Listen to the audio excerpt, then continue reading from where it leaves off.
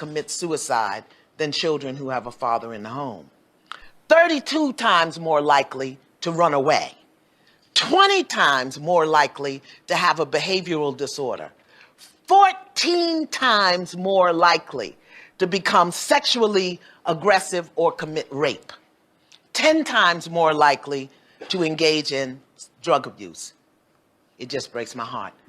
No heat, no judgment. A woman will open up and say, you know what, not having my father really is a problem, really is an issue. And I wish we could get more black women to just point out, wait a minute, it's not cool that your kids don't have that father. It's not it's not cool that you didn't grow up with yours. It's not, I don't need no man. It's not, fathers don't matter. It's not, niggas ain't shit. It's actually, we as a people, we as a culture, we as a community have to deal with each other. And in dealing with each other, if we're creating children, if we're having little innocent beings who only thing they know about themselves is what we present about ourselves. I don't know if that makes any sense to any of you guys. If you are a Jew and you know that you must be a doctor, a lawyer, or something like that, that matters. Your goal is higher. What you want to be in life is exalted. But if you think about what happens with us as black men, our goal in life is where? What do we have to look up to? Who do we have to look up to? Was our fathers impressive? Was our grandfathers impressive? It doesn't even matter what you say sometimes to your children. It's what you do. It's what you have. It's the presence you command. It's the maturity of how you deal with each other and deal with other people. And that's the biggest thing we need in the black community. Where does that start? To me, it's with fathers. If your man is confident, your man is proud. When your man is proud, he loves what he has. He protects what he has when he has these situations. And that's when you, as a woman, as a man, as a family, as a community, that's when we'll be better. When we actually care about each other. It starts with the fathers. It starts with the relationship and the children.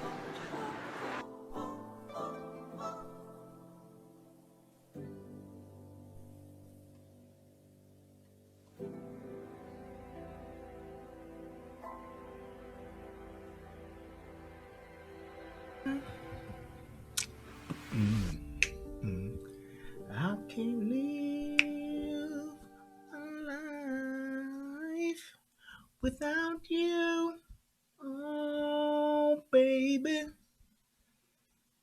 Every time I see you walking by, I cannot sleep. You don't notice. What's up, y'all? But it's time you. Oh shit, I forgot. I could make. Hey, y'all tell me if this mic sound good now. I wanna be your man, wanna be your man. I wanna be your man, yes I do, yeah, yeah. I wanna be your man, wanna be your man. I wanna be your man, I wanna be your man. Pass me by, 'cause if you do, you lose a good thing. Oh, baby, what I had to say is sealed with a kiss, and the way it real, way you feel. My mind is blind at times, I can't see anyone but you. Hey there, true seaman, let me tell you, motherfuck you. If I could make you understand, true seaman, get the fuck out, man. I wanna be your man. True seaman, get the fuck out, man. Yes, you should. Yeah, yeah. Nigga, don't try to come in here heckling me. Watch. These niggas just don't know, man. Wanna be your man. What's up, everybody? Hey, man. It's been a while. It's been a while since I've been on this YouTube channel, y'all. And it's been a while since I've done a show. Man, let me tell y'all what's been going on. I done had my goddamn wisdom teeth pulled out. Nigga ain't been able to sleep, but I got my teeth right. Yep, my two all the way in the backs is gone. And hey, I feel so much better. I got them boys out, and that's all I got to say. But I have really missed you motherfuckers, man. I'm telling you, I done missed y'all asses. This is my shit. I love doing this. And man, it's good to be back. That's all I can say. I'm glad to be back. I'm glad to see y'all in the chat. Shout out to Soto Nation. Shout out to my man Tommy Sotomayor. Shout out to my brother DJ Just J. Shout out to Lady La. Shout out to Princess X. Shout out to Lyric Speaks. And first and foremost, shout out to the first nigga in the chat, my man Skohar's back. I see you, brother. Relationship Rehab. Salute to you, sir. And let me see. I don't even know if there's anybody over here on this. Oh, yeah, it is. G Friend, what's happening to you? Bean the Gunner, what's good? And Leslie Taylor, what's happening? Hey, I'm telling y'all, man, it's good to practice good dental hygiene. It really is. It really is, because when I went, the doctor said, hey, I had been supposedly getting these things pulled out for like 4 years and just been putting off. I ain't had no toothaches and no shit like that, but my shit would just every once in a while, the gums or something would get irritated. And they would say it's because my wisdom teeth was fucking up my beautiful smile. Y'all know I got this motherfucking $1 million smile, but it was something where it would just irritate my gums. So I finally got them out. But I feel so much better getting them out. That first day, though, man, let me tell y'all something. I see why there's an opioid crisis. I do. I swear to God, I do.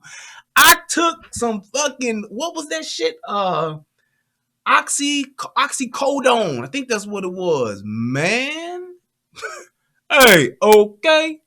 Okay. That shit had your boy on a ride. It was like I popped them pills, and man, about 30 minutes later, it was like, I'm on the space gray coaster. Get on board on the space gray coaster. Off we go.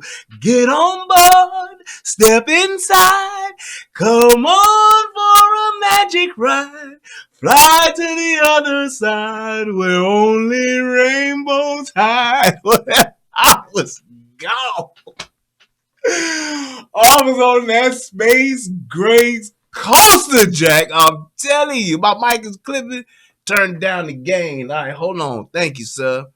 Let me see. Does that help? Let me make sure that's off. Does that help any? Is that good? Hopefully it is. But man, I was on a ride. I did not know that shit will take you for. It was like, man, I can see why somebody who is like, it's like being in constant pain. Like if you got like a bad back or some shit like that, or just like football players and shit like that. I can see that shit, man. I can see them wanting to be on that, because it's like, it's not so much of you tripping. It's just that you don't feel that shit. You just be like, man, I'm good now. And that's what it was. It was like, man, that initial, man, boy, I woke up and I was on them motherfucking pills. I was like, yeah, but I only had to take it twice. And after that, I was good. By that next day, it was just a little discomfort. So I was able to deal with it. But man, I see why there's an opioid crisis. shit is fucking. Hey man, if you got problems or you got some pain and you take that shit, it can get addictive. You will be off on that shit. And I get it. I get it.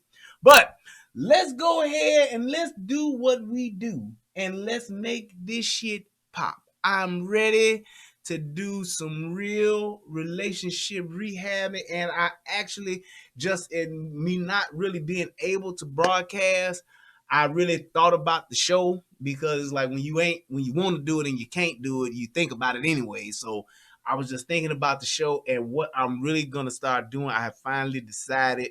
I've been on the fence for a long goddamn time, but now I done made the decision. I'm gonna go ahead and we're gonna start. I believe I'm gonna just start doing it on like Sundays or at least one day out the week where I'm just gonna do a straight relationship rehab show.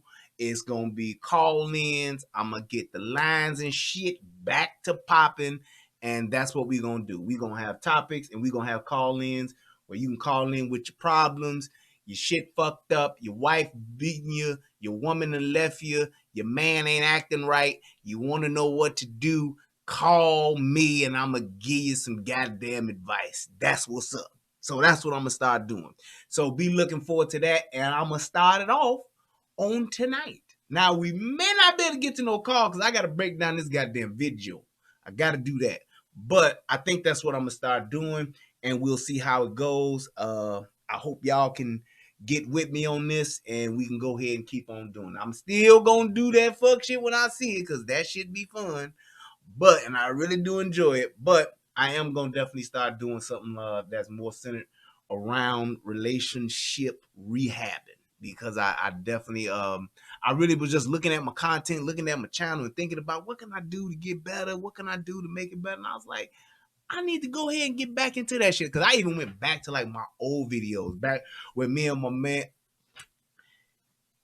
when I used to have on the vest and the ties and all that back in the day. I'm saying it like it was like 10 years ago, but it was only about 2 years ago. But anyway, but back in the day when I used to do my shows, and I used to have to do the filming part first and then doing that later. Hold on, who the hell is this? Hitting me up. Oh shit, it ain't. That's just my motherfucking alert. Yeah, I had to but back when I was doing that and getting my shows together, I had my boy editing for me and all that good stuff. It was good.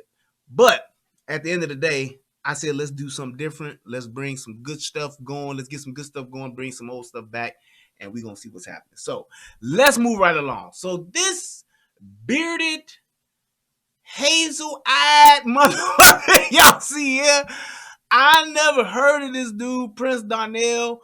And what caught me was more so of the title, saying why don't some women choose the good guys? And I was like, well, pretty much know that. But I said, let's see what this nigga said. And I looked at it and I was like, hold up, hold up, hold up. And it was just a plethora of just excuses that I saw this or heard and saw this brother here saying. And it was to the point where I was like, nah, that's some bullshit. That's the point it got to. And I just kept on here. I was like, no, I got to say something. I got to speak out. I got to tell you how I feel about what I'm seeing. And that's what happened. That's what we at today. And I said, well, look here. This has got to be a show, because I could be all the way wrong. I really could be. But I hope that y'all could tell me if y'all disagree with me. Let me know. But I really wanted to get down to some facts. I really wanted to get down to the nitty gritty of what this shit is about. And I think that I got some great ideas about it. And I hope that y'all can enjoy it and let me know what y'all think too. But yeah, it is. Leslie said, you just had 3 teeth pulled. Man, I tell you. What's up, Sylvester? Boy, I tell you, I'm so glad. I thank you. I thank my daddy every day for just me having his teeth. I got great teeth. I'm so glad I ain't never had no cavities. I ain't never had no tooth chip. Although I am a tooth chipper, but I ain't never had no tooth chip. I've never had just no bad teeth thing happening. Never had, and I'm so glad. And it's because my daddy took my black ass to the dentist. Every 6 months, he would take me to the dentist. He picked me up from school, sign me out, early dismissal, whatever he had to do to keep me at the dentist. I would go, get my teeth clean, get my teeth checked. He taught me to floss all the time, and it was just like, man, I appreciate you, Pops. Rest well, but I appreciate you. He did your boy right, and to this day, I have a great smile. I love it. I love the fact I don't have no teeth problems. I don't have no sore tooth, no sore tooth aches, no what they call them things where you get your pie chin, or you get the abscess. I ain't got none of them, and I thank you, Pops, for that. All right, so let's go ahead and let's get this thing started. I have talked long enough, and I want to go ahead and dive in. So we're going to do this the old breakdown way, and we're going to start it off with, let's get ready to break down. Here we go. I was asking, why don't the good guys ever finish last? Why do the Hold up. I was asking, why don't the good guys ever finish last? Why do the girls go after the bad guys before they decide to pick the nice ones? Because some women not yet mature enough to want one. They not yet mature enough to want a thorough dude that's disciplined, that's reliable, that has a level of respect for himself, and he sees the future and not playing around right now in this temporary game. You feel? So that was my first thing that I got the rock eyebrow. I was like, I really did that. I'm like, what? I'm like, man, what? And I just thought about it for a second. I said, well, what? Let me not be that guy. Let me have an open mind and let me hear this. And what he said was, it just didn't resonate. It just didn't resonate with me. Who is this talking to this? It's a dude named Prince Donnell. I don't know. He's a YouTuber on Facebook. I think I got this off of Facebook, and I just saw it, and I saw the title, and that's when I really started listening to it just to see what was being said. And I just had some disagreements, if you will, and some critiques, if you will, about it. And that's why I started doing what I'm doing. Matter of fact, since I had that, let's go ahead and do this. Federal law allows citizens to reproduce, distribute, or exhibit portions of copyrighted motion pictures, videotapes, or video discs under certain circumstances without authorization of the copyright holder. This is called fair use and is allowed for purposes of criticism, news reporting, teaching, and parody, which doesn't infringe of copyright under 17 U.S.C. 107. Sweet. So I don't know this dude. I don't know, what he does, whatever. Like I said, I literally just saw this video and it just piqued my interest, and I started looking at it and wanted to break it down. So I don't know. That's why I wanted to make sure I play the fair use thing, because I didn't want somebody to see it or just get back to him and he try to flag my shit or some shit like that. Nope. This is a critique. I can do what I'm doing under federal law. Want a thorough dude that's I was asking, why don't the good guys ever finish last? Why do the girls go after the bad guys before they decide to pick the nice ones? Because some women not yet mature enough to want one. And see, here's my first thing. I don't understand that point. Some women aren't mature enough to want one. And I disagree with that, because there's a thing to where what I believe that men and women, what we look for in each other for mates, I believe it comes from the family dynamic, how we were raised, right? There was a time, and we're talking about back in the Stepford Wives days, right? Let's just go back to like the 50s and 60s, because shit didn't really start changing until the 60s, 70s. So let's go back to like the 40s and the 50s. Let's go back to that time. And more so, I really want to kind of like focus on the 50s and the 60s. Let's stay there. Back then, the biggest thing that men and women did, they got married. A lot of men and women got married young. That was one of the things where it was like, hey, by the time you got out of high school, if you made it out of high school, at least by your junior, senior year, you pretty much had an idea of who you wanted to be with or the type of guy that you wanted to be with. And then those women and those men, they all had certain criteria and requirements. Men knew I had to be a man of means. I had to be able to go out and earn a living for my wife, my woman, my girlfriend, or whatever. And women had the expectation of saying, yes, I want to be a wonderful wife, and I want my husband to be able to take care of me, to be able to provide for me, and then I would be able to go out and be a great wife to him. I can take, cook his meals, take care of our children, raise a family, and just do wonderful things, go on family vacations, and all of that great stuff. That was the idea. That was the mentality then. So the whole thing of women wanting bad boys, women wanting to be with dudes that were basically what we would call the ain't shit niggas nowadays, wanting to be mistreated or being with a guy that's going to treat them like shit. That percentage was so small that it was to the point of almost non-existent. There's always been an allure to the bad guy, the dangerous guy, the mysterious guy. There was always an allure to that. However, what women went for was the guy that they knew they could build a life with.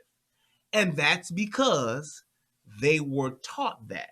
Women were taught to go, when you in high school, women were taking home ec classes to do what? Make sure that they were able to be good wives, homemakers, stay-at-home moms. They wanted to be wives back then.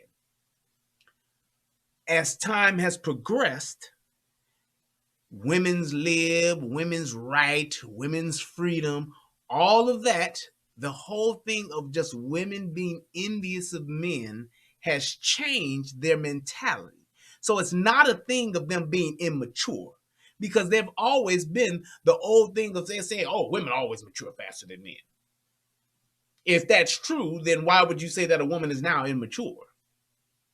You hear that. I heard that in 6th, 7th, and 8th grade. Yeah, the girls are way more mature than the guys are.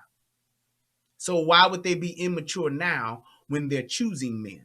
When they're at the age or at the point in their life where they begin to choose men and they begin to actually date and they want to get married, whatever it is, what is it that's making them choose an ain't shit dude? Immaturity don't make you do that.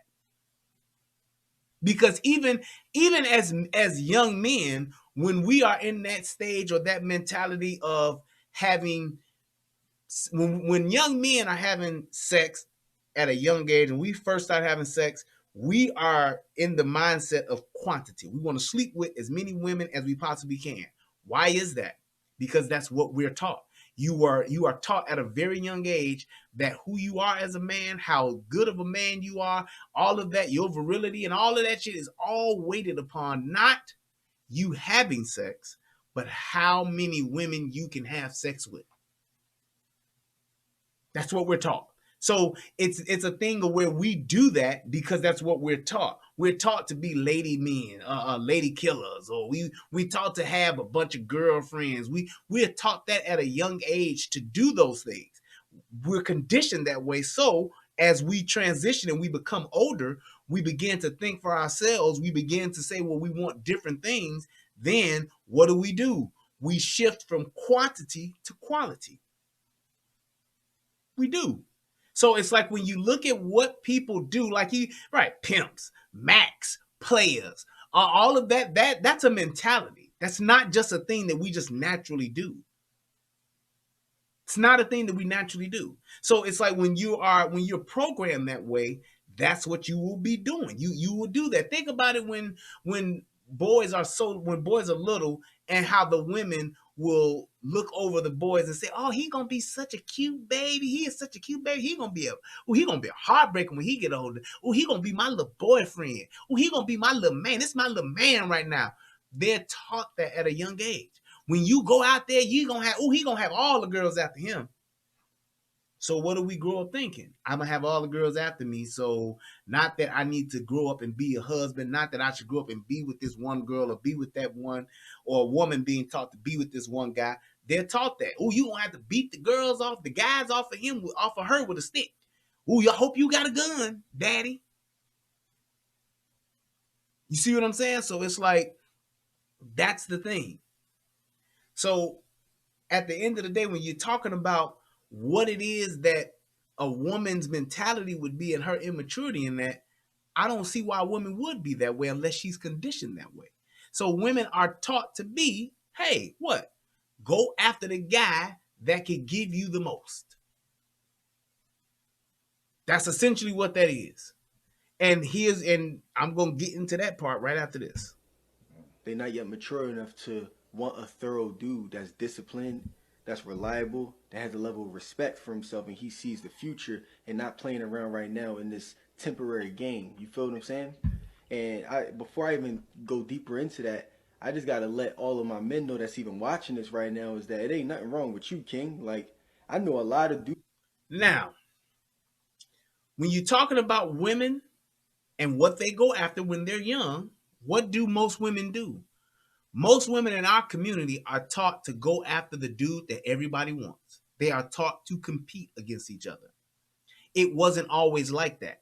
So when you had those women that would say, oh, I like this guy or I like that guy, it was the guy that was the center of all attention. It was the alpha male, the high school jock. It was the older dude, the dude with the car, the dude that had this, the ladies over here, the dude that had this girl over there, the dude that had the girls fighting over him, the dude that had all of the girls liking him, the dude that all the dudes was following. That's who all of the girls wanted. And the girls wanted that dude pretty much at all costs. They didn't want to go and say, well, if this dude is this and this dude that, and he with her, then I'm going to go after this one. Nope. They waiting on their turn. Oh, I hope he noticed me. Oh, I hope he go after me. Oh, I hope he'll choose me. Or if I show him this, or if I do that, or if I do this, then maybe he'll give me some attention too. So that mentality of saying why I want not necessarily a bad guy, they want the center of attention guy. Now here's where the bad guy part come into play. Because women don't have blueprints. They don't have fathers to tell them, hey, this is the way that you should go. This is what you go after. Then they tend to try to go after what? The flashiest. They tend to go after what is the most appealing as far as attention wise. So who getting all of the props, who getting all the attention in the hood, who is everybody talking about? I want to connect with the dude who got resources. I want to connect with the dude who got money. I want to connect with the dude who gonna be a star, who's the star of the basketball team, star of the football team. I want to connect with somebody that's gonna get me attention. I want to connect with somebody that's going to be able to possibly do something for me, and I'm going to go all out for that dude, right? I want the older cat. I want the cat that got the car with the 28-inch rims on it because he got money, he has status. He has something that everybody else don't have, so that makes him stand out, and I want to connect to that. So essentially what it was that it became an idea of saying women are going to just go after the guy that can get them some type of status. Because if you're the woman that's dating the dude that's the most popular in this circle, now you're connected to that. That's what you get juice off. Oh, that's such and such girlfriend. Oh, you see her there? Yeah, she go with such and such. So what that would then do is that would make them say who gets the most attention in our neighborhood. The nerd? Nope. The smart guy? Nope. The guy that knows wood shop? Nope. It's the bad dude, the little thug dude, the dude that get in trouble, the dude that got the Jordans, the dude that got the money, the dude that come from money, the dude that's out there making money. That's who they would be attracted to. So you could be the nicest guy in the world. You really could, but that don't matter because you weren't desired, because these young girls aren't taught to desire that. They're taught not to go after. They're not taught to say, hey, look, you want a guy that can, that's going to be good to you, that's going to treat you well. No, they want to take the bad guy, the ain't shit dude, and make him into a good guy. And once they make him into a good guy, then they go want to find the next bad dude to see who they can make and see if they can make him into a good guy. Dudes out here that's great men, like they want to take care of their families. They got a great career. They educated. They disciplined. They goal driven. You know what I'm saying? They faithful. Like I know a lot of dudes like that. Regardless of how social media try to paint that all men ain't shit, that's a lie. I know a lot of good men out here. The problem is that there's a lot of women that aren't yet ready for a dude who's not a yes man and is going to be willing to tell them no because it doesn't align with their future. Now, here's the thing about a man being able to build and to build a life and to be faithful and all of that. It's like there is a certain part of your youth that You don't have it all figured out. You don't have a master plan. You don't know what it is that you want to be in life. That's with any young person. The part to that he's missing out on is that's something that back in the old days, if you will, they figured that out together. Now, if you don't have that, then your relationship is pretty much suspect and could crumble at any given point in time when a better option comes about. Just how it is. And when you think about the dynamic of saying, well, if I don't have shit and you don't have shit, why don't we try to build shit together? That's only something that has to be instilled in you. You have to teach a woman to say, hey, as a young girl, as a father, that's why and getting right back to a fatherless America, right back to what Tommy always says about how important fathers are. Fathers teach their daughters and they teach their sons. They teach them what to do and how to actually put themselves in a position to where they can have a better life. Just like Lanisha said, she tried it and it was the worst 2 years of her life. Thing about it is, a lot of women don't know how to just take them 2 years and chalk it up and move on. They don't. They will stay in that thing to try to turn that thing around or to make it work in their favor, just for the sheer point of saying, I was right. Just for that fact. There are women today that are with dudes that they know they shouldn't be with, they shouldn't have been with, but were with them because they picked them and everybody told them that ain't the one, girl, and they wanted to prove them wrong and stay with that nigga in spite of everything. He ain't shit. He done fucked my sister. He fucked my cousin. He fucking my best friend. But I can't tell nobody, and I don't want nobody else to know, and I'm going to try to work it out with him just so I can say I chose right. And I proved them wrong. That's the idea and the mentality that our women have now because they don't have fathers. You know, years and years and years ago, back in the early 1800s, 1700s, 1600s, the 1500s, do you know why women were betrothed? Do you know why men picked their children's mate? Because they made the best decision for them. It was for them to build the best life possible. They used it to actually build families and build wealth so that their families and the generations after them could be taken care of. That's how dynasties were born. They did that. So I would say, well, you know what? I'm a farmer and I have cows. This person is a farmer and he has goats. With our goats and our cows combined, we could form a stronger farming system. We could be in control of all the goats and cows in the area. So how would they do that? They would do that by saying, hey, my son and your daughter are going to get married. We're going to unite our houses. And want you to do that because you're going to look at, hey, now I'm not going to pick just some asshole for my daughter. I'm not going to pick some dumb bitch for my son. I'm going to pick somebody that is going to be the best for his life or her life. Not just this aspect. Oh, girl, he look good. He got some pretty eyes. Oh, girl, he tall. Oh, girl, he bow-legged. There are plenty of women right now today that sleep with men just because of their hair, just because of the color of their skin, just because of their height. You're going to put your entire life, you're going to share a life, and you're going to create a life with someone else just because of the sheer fact of this person's color of their eyes.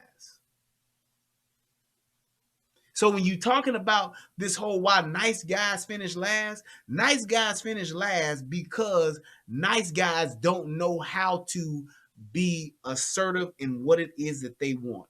and they don't know how to build. Because at the end of the day, just about any man can get just about any woman that he wants if he has the resources. So this whole idea of saying, well, a nice guy finishing last, or why do women choose good guys? Why do women choose bad guys instead of good guys? Women choose that because they choose bad guys because bad guys seem more interesting. Bad guys tell them no. Bad guys seem unattainable. They seem to be in a position to where they can't be controlled. And that's one of the things that women are attracted to. Women are attracted to alpha males, dudes that will stand on their shit. Problem is, most men don't know how to build the square to stand on. That's our problem. Because so many men, young men, are being raised by boys, are being raised by women, and they are just boys growing up with no father figure. They don't know how to build a square to stand on. Not to say that a man can have, and not to say that you can go, because you got your shit together, you can go get the finest woman on TV in Hollywood. Not saying that. But if you are a man and you build your own square, meaning you have your own resources, you have your own sources of income, you have your own everything where you don't need a motherfucker for nothing. That is a thing not just attractive to women, that is a resource that women desire. Women want to be with a man that got shit. Plain and simple. Always have and always will.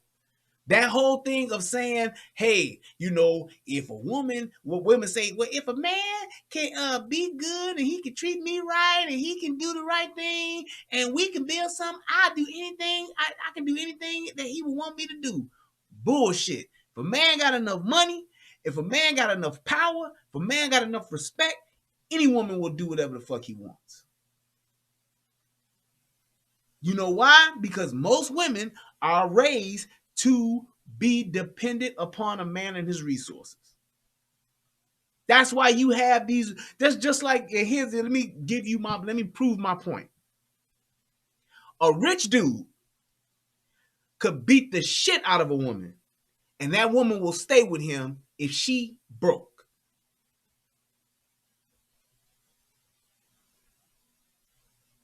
She will stay with him and now what she will say is, well, I can't do nothing. I got the kids. We got a baby together and I just can't be by myself. I don't have nobody who will take us in. You can say all that shit. If it was a broke dude that didn't have a pot to piss in or a window to throw it out of and he had the nerve to beat your ass, you leave that motherfucker, period. Because why? You ain't got shit with him and you ain't gonna have shit without him. So shit, what the fuck is he here for? Now you gonna do all of this and get out of pocket? Nigga, I'm gone. But if that man has resources, he got money, he got power, he can afford you a certain lifestyle, especially if it's one you can't just get anywhere, you gonna stay. Talking about, we gonna see. You gonna stay. You're gonna stay because you want the resources that comes with being with that person. I.e., give you an example. Michael Jordan. Michael Jordan was fucking bitches when he was with Juanita, before he was with Juanita, and after he was with Juanita. Juanita didn't ever put that nigga on Front Street. You know why? She liked being Juanita Jordan. And once she got tired and got her boo thing, then the kids got older. Then they was like, all right, look, we done. But all that time, if Mike had been a broke nigga, she wouldn't have never been with Mike. I'm gone. Michael, go ahead and do what you gonna do. I'm gonna do what I'm gonna do, and that's it. She stayed with him because she can be connected to those resources. And even when she left, she got a bonus gift. What did she get? She got a shitload of money. Hundreds of millions of dollars. She stayed connected to his resources. She stayed connected to what he had. And what I'm saying to young men, stop chasing women and start chasing your dreams. The women will come. Make your money. Have your shit together, and they will come. You will get the one that you want when you want because you have resources. It's that simple. When you talking about men going off to, even back in the days when men would go to war, what would happen to the losing team? They would what? They would kill all of the men and they would get all of the women. Why? Because women will survive. I'm going to do whatever I got to do to survive. If I got to suck a dick, if I got to give a hand chop, if I got to give up some ass, if I got to do anal, if I got to do whatever, I'm going to do it to survive. Have leverage. A man who doesn't have leverage, and this is where we fuck up at, men. When you don't have resources, now, or if you have limited resources, now you're in a position to where you don't have control of the company. You don't have the lion's share of the control. So now you're at that other person's mercy. The problem with that is, most women are like monkeys on a tree. They will hold on to one limb until they get a firm grip on another, and they will let that motherfucker go. That other limb or that other tree limb will be your ass. When they see a bigger advantage, when they see the grass is greener over here, when they see that, hey, I know with him, we making $20,000 a year, but if I was with him, we'd be making $120,000 a year. That's a resource that they would rather be connected to, and that's why they will leave your ass. And now there'll be a lot of other shit that come along with it. Well, we wasn't getting along. We was growing apart. We was having problems. The finances weren't there, and that's a big problem with divorce. He wasn't giving me what I needed mentally, physically. We just wasn't there. All that bullshit is bullshit. But nigga, you can, if that was the case, ugly niggas with money would still be by themselves. Rich niggas with little dicks would still be by themselves. Just saying. Handicapped niggas, a nigga could be a paraplegic and could have money and have a fine motherfucker with him. Why? Resources. It's that simple. It comes down to that. So when you're talking about the choices that women make those choices based on resources. They want those what you have, how much time and energy they can get from you, and the resources that you have. Those three things, if you can provide food, clothing, and shelter, and couple that with those three things, hey man, that's when you standing on your square. It's that simple. It's not complicated as to how you can actually have the woman that you want, be with the person that you want to be with. If you got them things, them 6 things, if you can provide food, clothing, and shelter, those are basic needs that every human needs. We get that. That's a given. But your time, your energy, and your resources, if your resources are at a heightened state, you can do whatever the fuck you want to do. You can do whatever you want to do. And when you're talking about, well, you'll have some women that'll hear this and be like, oh, well, I ain't for sale. You right. That's what you say. But wait till Drake come to town. Wait till it's NBA All-Star Weekend.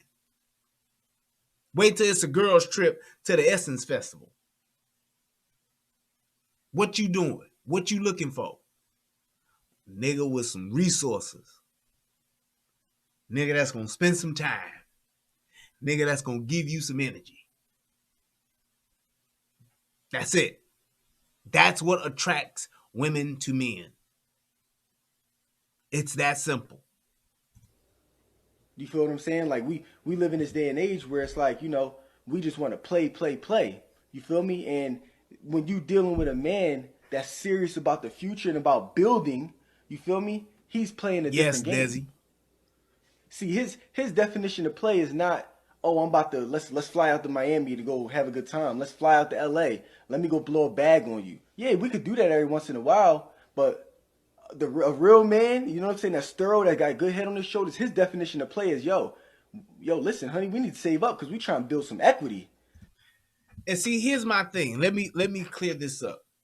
Because it sounds shallow, and it is, but it's the nature of women. Because it sounds like, well, all women want you for is your money. To a degree, yes, because the money provides a sense of security. It provides a sense of resources. They want to be able to eat when they want. They want to be able to wear the things that they want to wear. They want to be able to have things. That's just what it is. And even when you take it back to, you want to go all the way back to the hunter and gatherer days. You know what I'm saying? When you're talking about a man being able to go out and hunt, the best hunter had his pick of the women. The best one that could go out and provide a certain type of lifestyle that can provide the say, well, we gonna eat good. If I'm with this dude here, that nigga can throw a spear 30 yards and then lay down a hog with a spear. If he can do that, we ain't gonna never be hungry. Whereas this other nigga over here, he can't throw his spear 3 feet. We gonna starve fucking with this dude. When you're talking about that type, it's that type of mentality. So it's a thing of saying, hey, if this guy has the ability to do this and to provide for me and to provide a sense of security and a particular lifestyle that I would like to live, then yes, I want to be with that man. Here's where it gets fucked up. Because back then, back in the day, just going back to the 50s and the 60s, if you were able to provide that type of lifestyle, it was enough to where you had that woman's, not only her loyalty, you had her love. I mean, not only her love, but you had her loyalty. That's where shit gets fucked up at in today's world. Same type of concept, but it's a fucked up mentality that goes with it. Because the concept of having loyalty, gone. Most women today are not loyal to that man that will provide for them that they choose. So that dude that you choose to be with, and you say, we gonna build a life together, we gonna get married, we gonna be together, we gonna do our thing. Yep. But the minute shit don't go your way, what happens? I'm gonna pull this divorce cord, hop out the plane in my divorce parachute, and I'm on to the next one. I'm on to the next one. There is no loyalty in that because women have options. They have another dude waiting in the wing that just wants some pussy. They just want to be next to the pussy, just want to smell the pussy, just want to touch the pussy. They just want a little bit of the pussy, just a spoonful of the pussy. They just want to be next to it. So they're willing to do whatever and give whatever, provide whatever resources to that woman to get that. And women, because they don't have that loyalty in them, they will go along with that because I can get more with him. I'm getting more. So yeah, I have this guy here who's giving me this. He's giving me everything he got, which at some point was enough. But I see the opportunity over here to get more. So if I can get a little bit more, let me try to get that and keep that with this, or fuck it, I just get that. Because I already got this here, I can go and get that. Or I can divorce him, get half of that, and then get with him, and then get some of his half too. That's what happens. That's how it goes. So when you're talking about saying, well, what is the problem? What are one of the main reasons? And to those of you that say, well, that ain't true, women initiate divorce over 70% of the time. There's the truth. You can't tell me 70% of niggas out here ain't shit. I cannot believe that. Because if 70% of the niggas out here wasn't shit, then most men or women wouldn't be getting married. Most women wouldn't get married in the first place.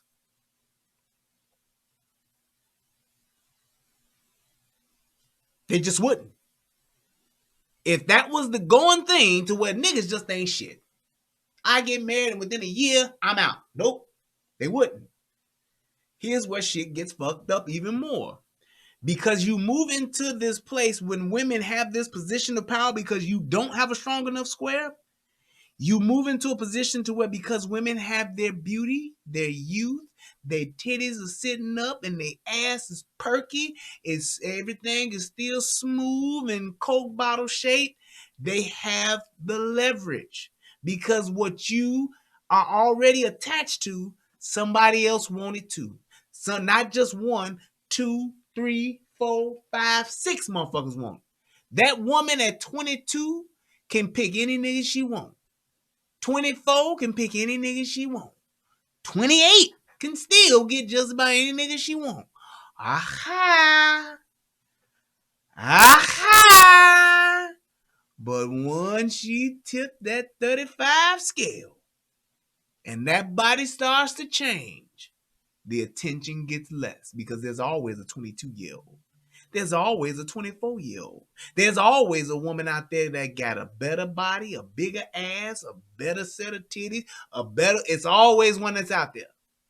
So when she starts to get less attention, you know what she now starts to get? She starts to get more loyalty. Isn't that some shit? Now I want to really just be with somebody that's going to be real. Oh, so when you was 20, you wasn't real. Now you 40, you want to be with somebody that's real. You know why that happens? Because they don't have as many options. So what do they want to do? They want to lock in. I want to go ahead and settle down now because it ain't 20 niggas trying to get this pussy no more. It's only 2. And them 2 ain't even got all their teeth because they older than me. So now I've moved from a position of having multiple options, multiple guys, multiple different sources of resources, to now I only got like 2. And I'm trying to pick the best one out of them. Yeah, his dick may not work, but at least this nigga cable, he keep the cable and lights on. Or this nigga ain't got shit but dick and ain't got no money. So now what do I do? Now what do I do? Problem with that is the good dude. Oh yeah, I'm right here. I'm coming right with it. Inboxing, NO boxing. The good dude, the dude that did go to school, the dude that did get his degree, the dude that didn't get. He didn't have no kids because he didn't have a bunch of bitches on him when he was young. But now this nigga's making 6 figures. Now this nigga got his own company because he ain't had no hoes, so all he had was his job, his career. So now he's established. Got money, got cars, got his house. He goes on vacation. He can afford to have any type of life, to go anywhere he want, do whatever he want, buy whatever he want. Now, that 40-year-old woman is saying, well, what you gonna do with a 22-year-old bitch? What you want her for? Why you being so immature? Why wouldn't you want somebody who you could talk to, have a conversation with? You know why he want that young pussy? Because he couldn't get it when he was young. So now he's older, he's more established, he has a stronger square to stand on. Now he can dictate how that shit goes. Because the thing that you had at that age when you wasn't studying him because he was lame and a nerd, now he's at the point to where he can say, well, shit, why would I want your old ass? You got your own, you set in your ways, you got your own attitude, can't nobody tell you shit. You got 35 plus years or 20 something plus years of bad relationship baggage that you ready to unpack on a motherfucker that another nigga that like me got to deal with, not to mention how many kids you may or may not have, anywhere between 2 and 6. I'm going to deal with all of that. What for? And some old pussy? Why? Just think about that. Why would a man want to deal with that? And all you going to provide him with now is some loyalty by default. I'm going to stay with you because I ain't got no other choice. Because you do got a 5-bedroom house. You do got a motherfucking 4,500 square foot crib that I would love to just stay in. Yes, you can buy my loyalty with that. That's the truth. And yes, it does seem unbalanced. It does seem weird. But the reason why it's like that is because of the way that women have dictated how men get women. Y'all dictate that shit. You all control who you fuck and who you don't. If women made good guys being a cool thing, most guys would be good guys. If women were willing to say, well, you know what? I'm willing to take my youth and I'm willing to put that and invest my youth and my beauty, my beautiful, perky young titties, my wonderfully shaped young ass. I'm willing to take that and invest that into my man that is a good guy, going to school, getting his education, that's gonna be something, and I'm gonna do it too, and we're gonna do it together. Then you would be able to be with someone that you could grow old with, and you all could be loyal to each other. Because when you're talking about, a lot of women will say, well, you go and do that and invest your youth into a young man, and y'all both young. Then when he get old and he get himself together, now he a doctor or now he a lawyer, then he gonna run off with some younger woman. He gonna run off with the secretary. He gonna run off and be fucking his assistant. Wait a minute. If you would take your own self and build your own self with him, then you would have the same leverage he has. If we both are in our 20s and we meet in college and we both pre-med, we both gonna be doctors, we both gonna grow into being, we gonna grow and build our lives together. We both doctors, we both making 6 figures. We both can afford the lifestyle that we want to lead. We both have invested ourselves at a young age into each other. We have built an empire. Your 6 figures and my 6 figures done turned us into more 6 figures. So as a man gets older, yes, a man may be thinking like, damn, I do like this young ass girl that I see, just like a woman see a young built ass nigga and be like, man, I do see that. I like that young ass nigga I see over there. You will do that. But when you both have assets, when you both are assets and you bring value besides what your ass and titties and what your dick and pussy will do, you now have a empire. And motherfuckers don't just cash that in. You just don't be, oh, fuck this, I'm done. I want to ride around in my Corvette with this 18-year-old bitch for the rest of my life. Niggas don't do that. When you actually have something of substance, when you actually have a life you built and forged together, when you actually have said, we both made decisions to be together and to build this life together, this is what we've committed to. Yes, you may have bumps in the road. Yep, you may go on a trip somewhere and trip and fall on a dick. And yep, he may trip and fall into some pussy. However, you will see what the core values of what you all have committed to, and you will see that men more so will be more committed to that. Why? Because men value legacy. Men value legacy. I can't tell you how many times I think about what my daughter is going to be and what she's going to become. The type of life I want her to live.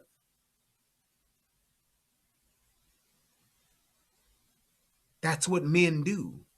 Women, your part is just as important. Because I'm not saying, oh, well, a man is going to be, he does that better than a woman. What I'm saying is what a woman does, she nurtures all of that. She is the one that smooths the shit and makes it all work together. It's just like it's like when you building a house. You know, you have your plumbers and your electricians and your carpenters. You have that. But then you have your contractor who knows all of the trades and knows how that shit's supposed to work together. That's what women do. Men are the architect. We the motherfuckers that come up with the blueprints. We say this is going to be a house. This is going to be an 8-story building. This is going to be a 3-flat.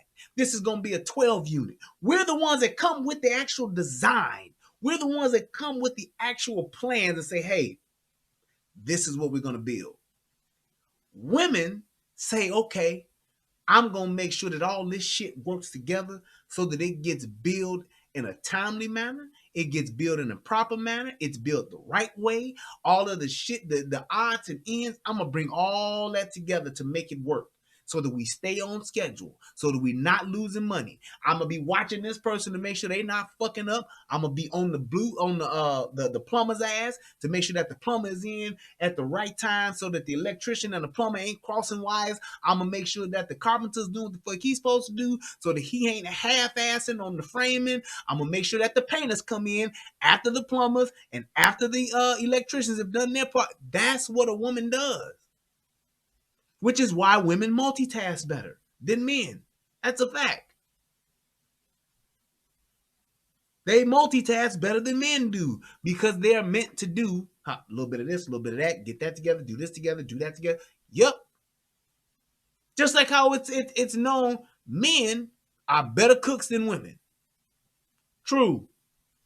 You put me in the kitchen. I can cook my ass off. However, I can't cook 4-5 dishes at once, take care of the kids, clean up behind myself, do the dishes, and vacuum with a load of clothes going, and I'm cleaning up. I can't do all that shit at once. That's not how I function. I can do it, but I can't do it all at once. My wife, she can clean up the house, she can do laundry, she can throw out some shit, she can cook some shit, she can do all that shit and do the dishes. She cooks and cleans. As she cooks, she be washing the dishes and all that shit. I can't do that shit. I will cook and lay out a motherfucking spread. It's like today, I threw on some ribs and all that shit, laid it out. But that kitchen is fucked up. When I'm done, it's gonna be good, but that kitchen gonna be fucked up. Dishes gonna be piled up. Shit ain't gonna be where it's supposed to have been. It's gonna be shit on the counters. I'm gonna drop or something or two here. It's gonna be some cut up pieces of green onion on the floor. All that shit. I'm telling you that right now. That's just how it is. It's all about the different parts that we play. And because we are miscast right now, as men and women, just to bring this back to this point, because we're miscast, that's why women are doing fucked up shit like picking bad guys, having what they call now my hoe phase. That's why we are saying, well, I was going through my hoe phase then. Yeah, but you had 3 kids going through your hoe phase? Who the fuck does that? You got some sexual promiscuity going on? You want to sow your royal oats? Fine. Do it without having kids and do it early enough to where you can recover. Don't try to come out of your hoe phase at 40. And that's what's happening now. Our women are coming out of their hoe phases at 42. Well, now I'm just trying to find me somebody that can say, hey, I can have my room, you can have your room, and we can just live together, and we can just be respectful. And why would I want to do that? Why would I want to? What man of any type of means would want to move in and live with an old hoe? Reformed. Or a hoe that's in rehab. I'm in rehab. I'm working my steps. Just taking it one day at a time with just one dick. But what? That's the expectation now.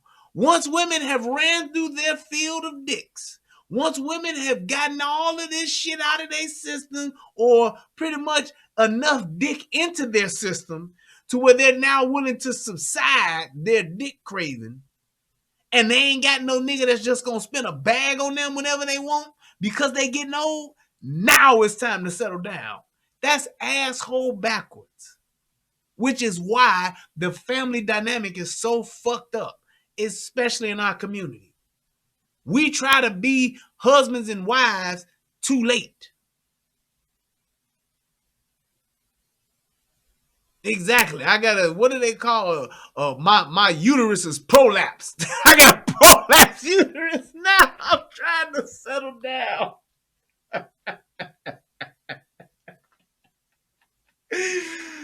What the fuck is that? Yeah, you know, this uterus got about 82,000 miles on it, but I want to settle down before I hit that 100,000 because that's when I got to get that major overhaul, like with a Cadillac. Cadillac, you drive that Cadillac 100,000 miles without a tune-up. So it's like, I'm good. Now when I get about 80,000, I want to start choosing where I go. I ain't just going to hop in the lack and just ride out and drive to Cali. I'm not just going to get in the lack and drive to Atlanta for Freaknik no more because I'm at like 94,000 miles. I need to go ahead and get somebody who can buy this. Really? Niggas been renting that pussy for years. Now you 45, you want a nigga to buy it. That don't make any sense. And sadly enough, there are a lot of simps that's doing that.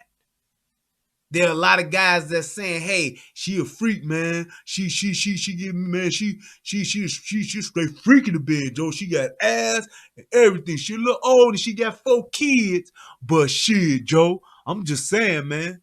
I was out there too. No."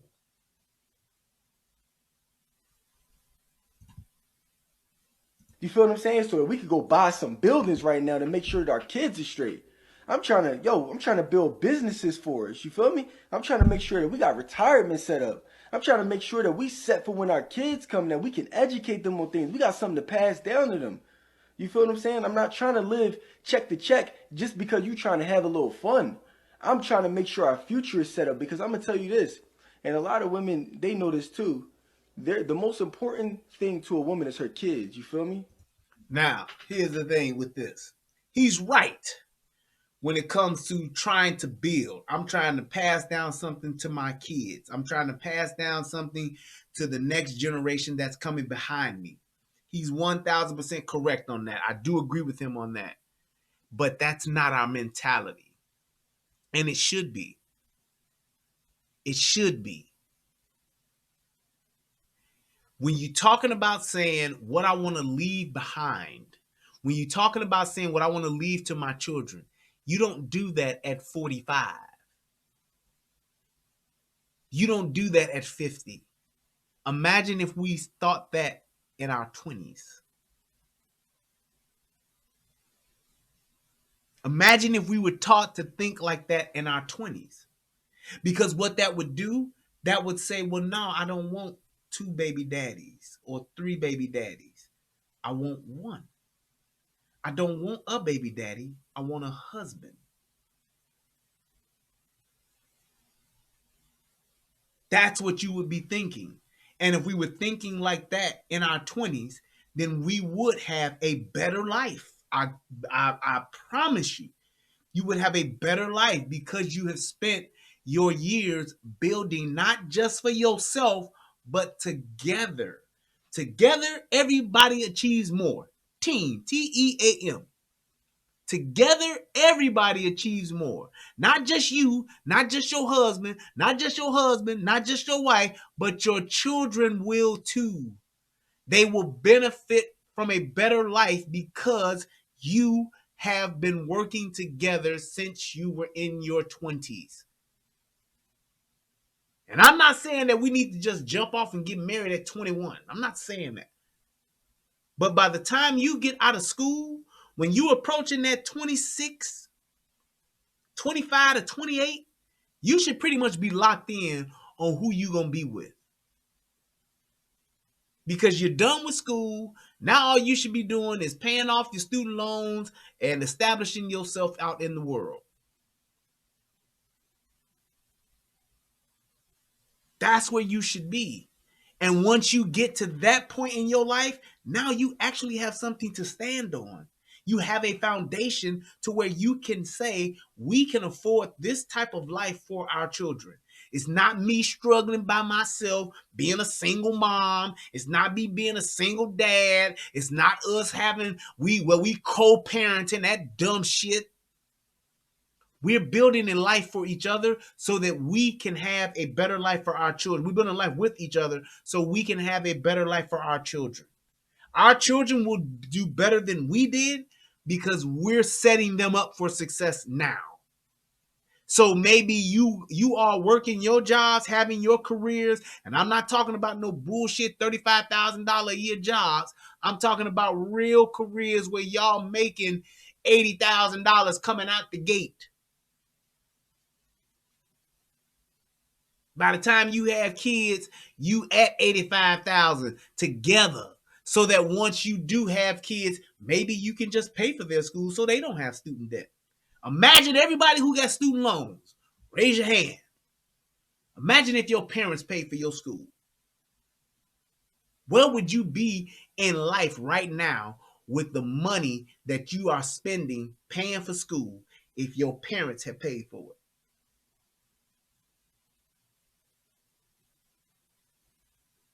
Take it a step further. The people who have their school paid for, where do you think you would be if your first house was gifted to you by your parents?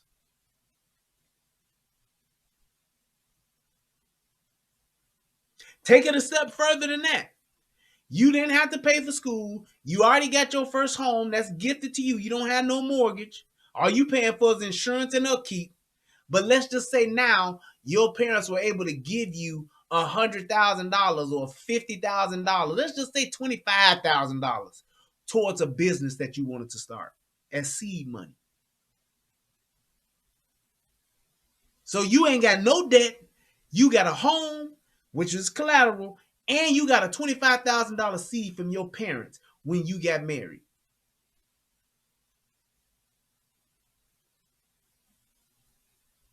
Imagine that. Imagine what you're set up to achieve. See, there you go. So like Jason, he's saying my daughter will not have a debt to any school. So her school is paid for. Now, here's where it comes. Here's where you level up at. His daughter should not be with a motherfucker that got school debt, student debt. His daughter should be with somebody who is in the same, if not a better position than she is financially. That's the expectation. That's how you build wealth. That's how you build generational wealth. It's like for my daughter, I'm going to tell her flat out, I don't want you dating no nigga that don't have no daddy and don't have no granddaddy. Well, what do you mean, Dad? Just what the fuck I said. You talking to a guy, you like a guy, he look good, he got nice wavy hair and all that bullshit. Ask him, where's his father? Oh, I don't know my daddy. I'm good. But I'm just saying, I can get to know you. Nope, I'm good. You want to date a man that comes from fathers. Because at the end of the day, I'm your daddy. Yes, but you want to be with a man that was raised by daddy too. Makes a hell of a difference. That's what I'm saying. That's what I want for my daughter. I want her to be in a better position than I was. I want her to be in a better position than those that have come after her. I want her to be set up to where that's an expectation. This old, I'm raised by a single mama shit, I don't want no man being with my daughter that was raised by a single mama. Because the greater majority of niggas that's raised by single mothers are fucked up in the head. They just are. They don't know how to take care of business. They get too fucking emotional. They make bad decisions. And they don't know how to be responsible and accountable for the shit they do and the shit they don't do. They don't know how to handle pressure. They don't know how to function in stressful situations. They don't. And that's because women get bailed out of those situations. Men have to figure their ways out of those situations. So because of that, they're at a deficit. If a father never teaches his son how to change a tire, what the fuck happens when he's grown and he gets a flat? He won't know what to do. He gonna Uber. He gonna get on his cell phone, hopefully he got covered. He gonna call AAA.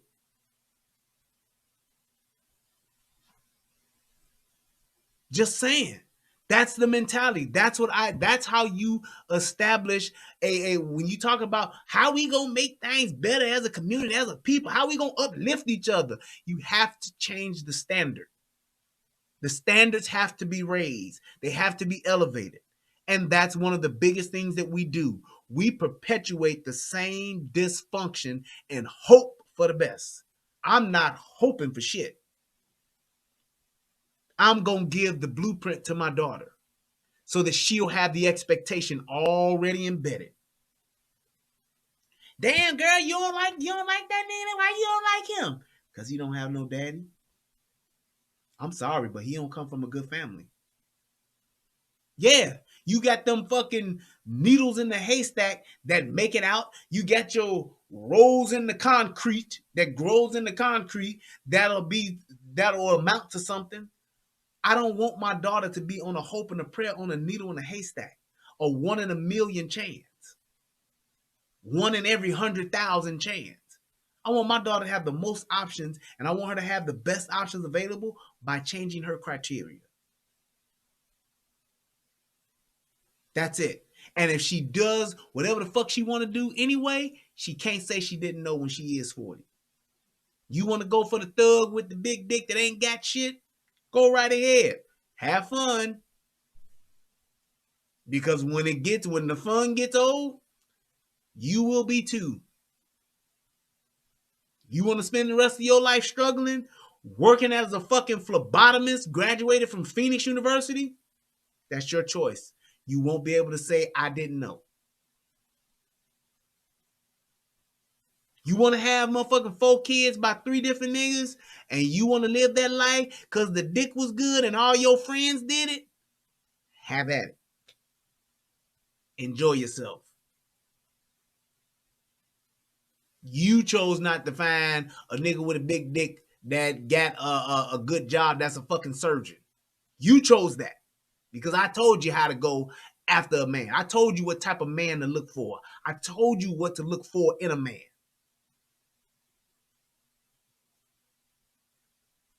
We have it so mixed up and so screwed up because we don't want to accept responsibility for the fucked up shit that we do as a community.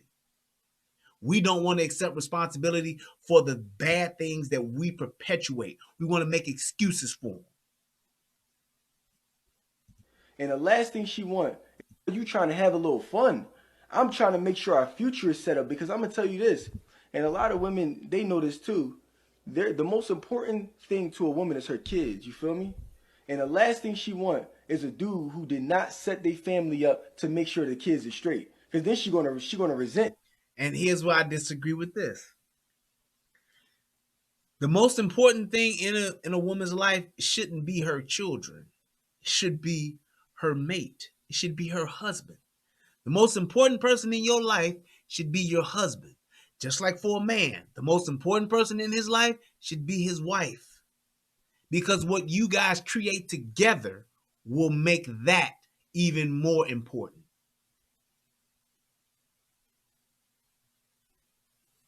Let me say that again.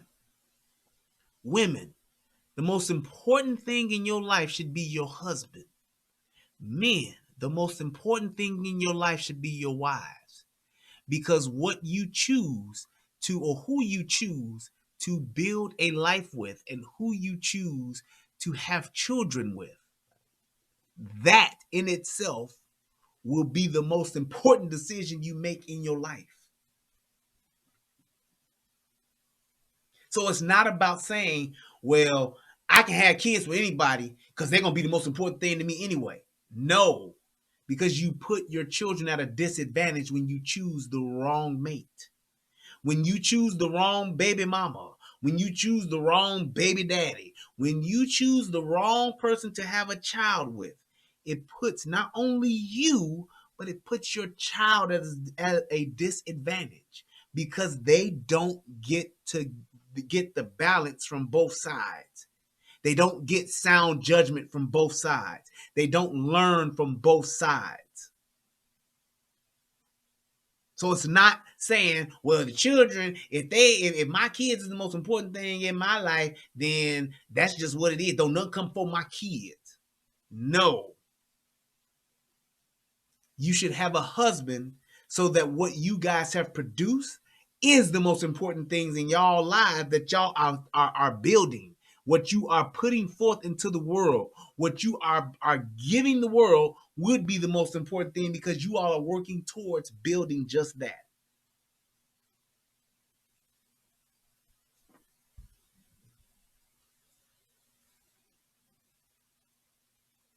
Good women are with jerks. Welfare state. Yep. Him, you know what I'm saying? So it's like, and just talking to the women right now, man, it's like, are y'all ready for a dude that takes this so serious? Does the husband eat before the kids? Hell motherfucking yes. Hell yes, husbands eat before the kids. You know why? Because the husband is the provider. The husband is the one that makes that keeps the roof over the head. If I'm too weak because I ain't eating, how the fuck can I take care of my family? Now, he don't eat everything, but he damn sure should eat first. Absolutely. Does the king eat before the prince and the fucking princess? Yes. Top of the food chain. That's what it is. Because I tell you one thing, if a motherfucker come through that door first at night trying to break in that house, who everybody expect to get the fuck up? Damn sure better be the nigga to get the first piece of chicken, the biggest piece of chicken. Damn sure should be. I don't know where people got this idea of saying, well, your kids got to be. No, your children are a product of you and your wife. They are a product of you and your wife. You got to take care. You protect your children. Absolutely. That's your future and that's your legacy. That shit about putting your kids before your husband and putting your kids before your wife. No. Problem is, women don't choose the right husband. So you got a fuck nigga that you putting over your kids. Yeah, that happens. You got an ain't shit bitch that you putting before your kids. Yes, that does happen. That's when it's wrong. Point is to choose, but to choose wisely. Choose the best candidate possible to be your children's father or mother.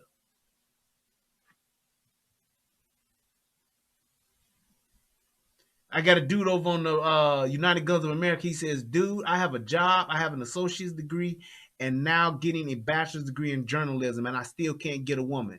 You know what? I hear what you're saying, Doc. The point is, JC, you don't need to have a woman right now because you ain't got your shit together. You see what I'm saying? The woman that you want, the woman that she said, I got a car, not a hoopty, got my own place. Yep, I hear you with that, bro. But the thing is, you need to have yourself in a position to where you are established. You just got some shit right now. Get yourself established, then you can get the woman that you want. It's just like a young man, any man that wants, I would tell my son this. If you want to get married, then that means you not only have your career or your business already established, but you got at least $15,000 to $20,000 saved up for just whatever the fuck money. You know what that means? That means if he got that much money saved up, he's financially stable to at least provide for himself at the moment. And you should be with a woman who got just as much or more. Because the last thing everybody always say, finances is the number one reason why shit go left. Yep, because a woman find a nigga with more bread, she gonna be more attracted to him.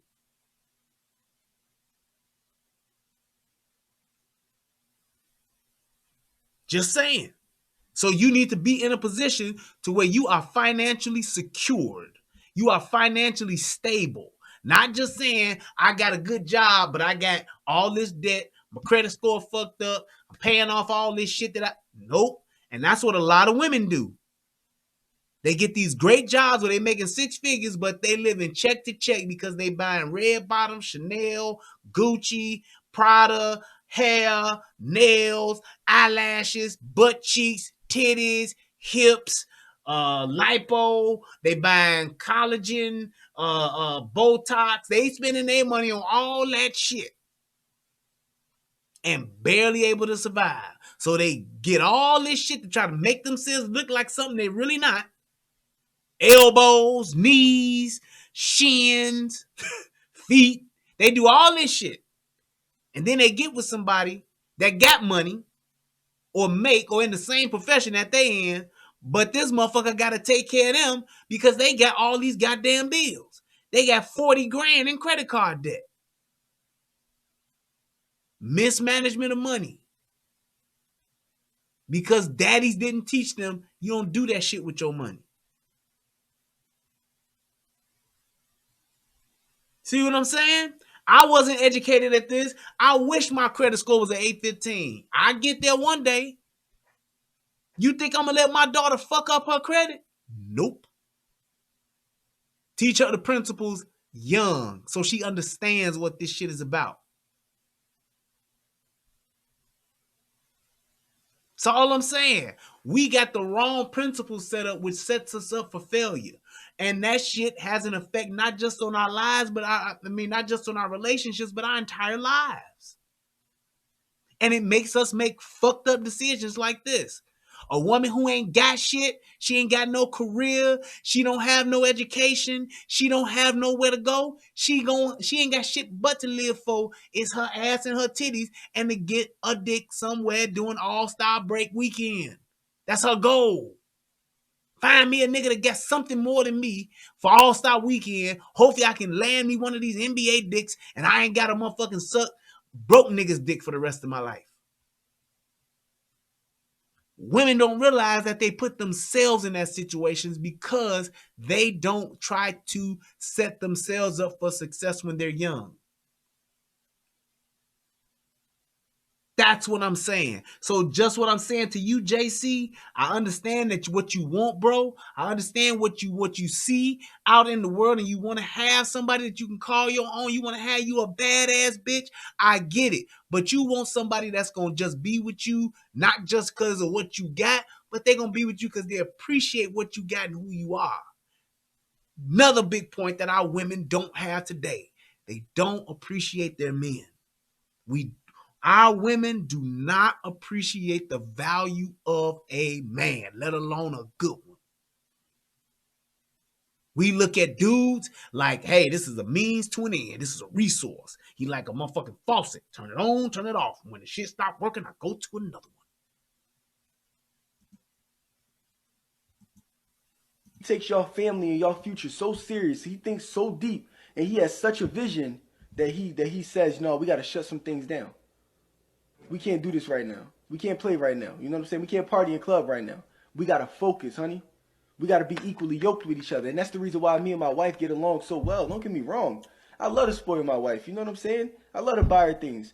And I can. But the problem is she also knows too, nah. What's up, son? When Don says that it need to be done this way because it's our future is in stake, she knows that that's the plan. She has trusted me. The question is for a lot of these women, are you willing to start trusting a man who has a good head on his shoulders? Are you willing to trust him? Are you willing to trust his leadership abilities to say, yo, now what he's saying here, this is how it's going to be. What he's saying here as far as being able to trust that leadership. Women nowadays, because they don't have fathers, they don't know what to look for. They don't know how to appreciate a man.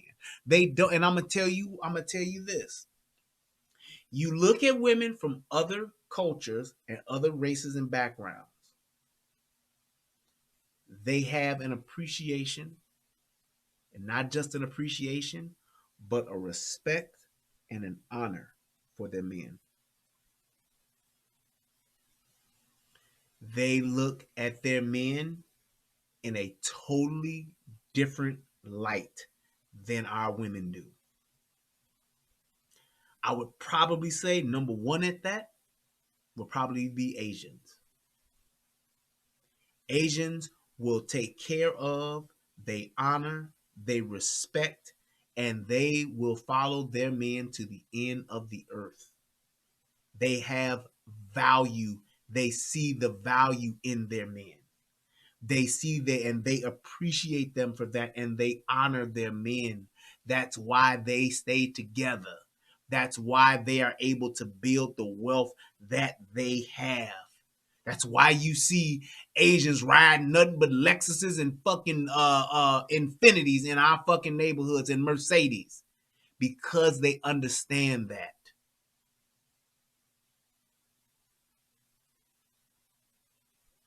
That's what I'm saying. And we look at that shit as all them weak bitches, all them passive hoes, all them bitches you can run over, all that dumb shit. That's how we pervert it. We look at it that way because we don't see the value in it. We don't see the total and just benefit and functionality from it. We don't see that. So what do? We shame it. Oh, that's some them women that you just want somebody you can run over there. You can go ahead and have your Asian chick. Right. That's the same bitch you go and buy all your hair, your eyelashes, your nails, all your motherfucking hair care products from, who you making fucking rich. That what, $4 billion that motherfuckers is spending on hair, whatever, you paying to that shit, and she taking that shit home to her motherfucking Asian husband, and they sitting there laughing their motherfucking asses to the bank. Laughing all the way to the bank. Together like a motherfucker. Kids going to school off of your weave money. Kids going to school off of your eyelash money.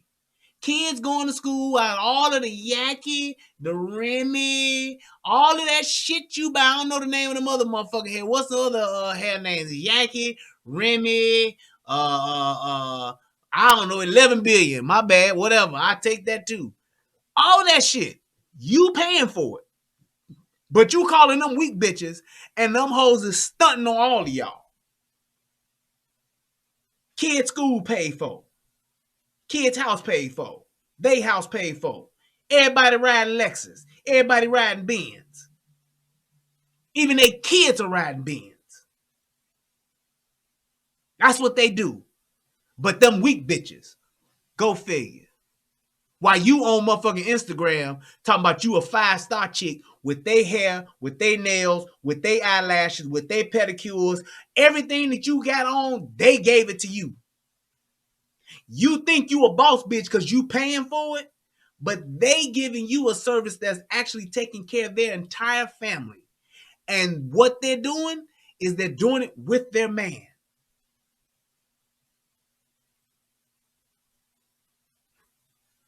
Tell me who's the weak bitch. Because you trying to get a man. She got a man. Yeah, she doing your feet. But they house is paid for. They cars are paid for.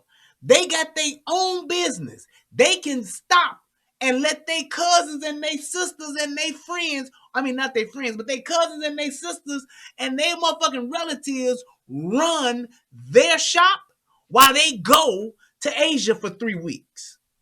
While they go back to Vietnam for 2 months.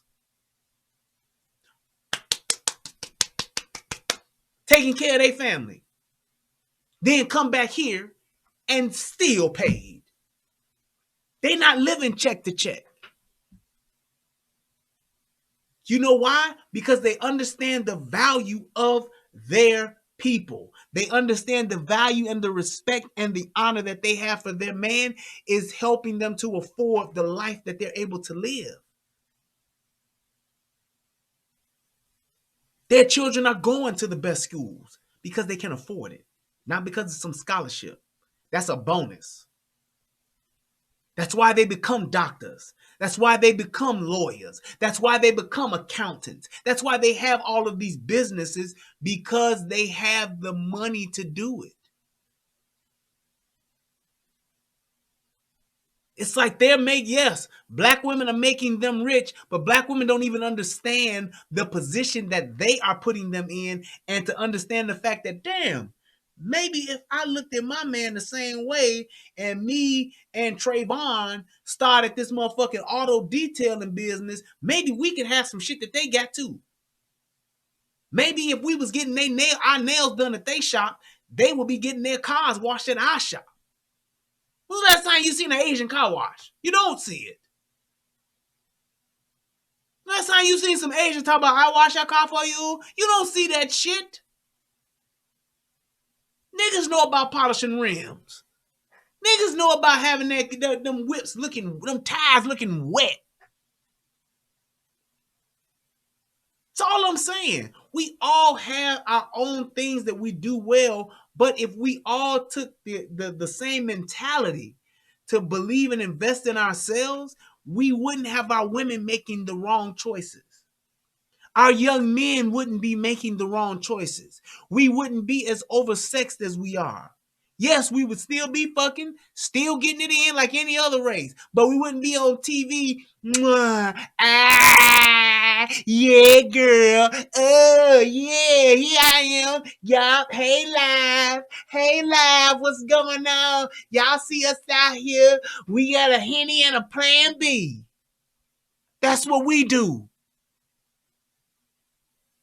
A bunch of bitches taking their fingers, raking it through some fake hair with fake eyelashes on, a shit ton of fucking makeup like a clown, sticking their tongue out like they can suck a good dick, kissing at the camera, and just doing this.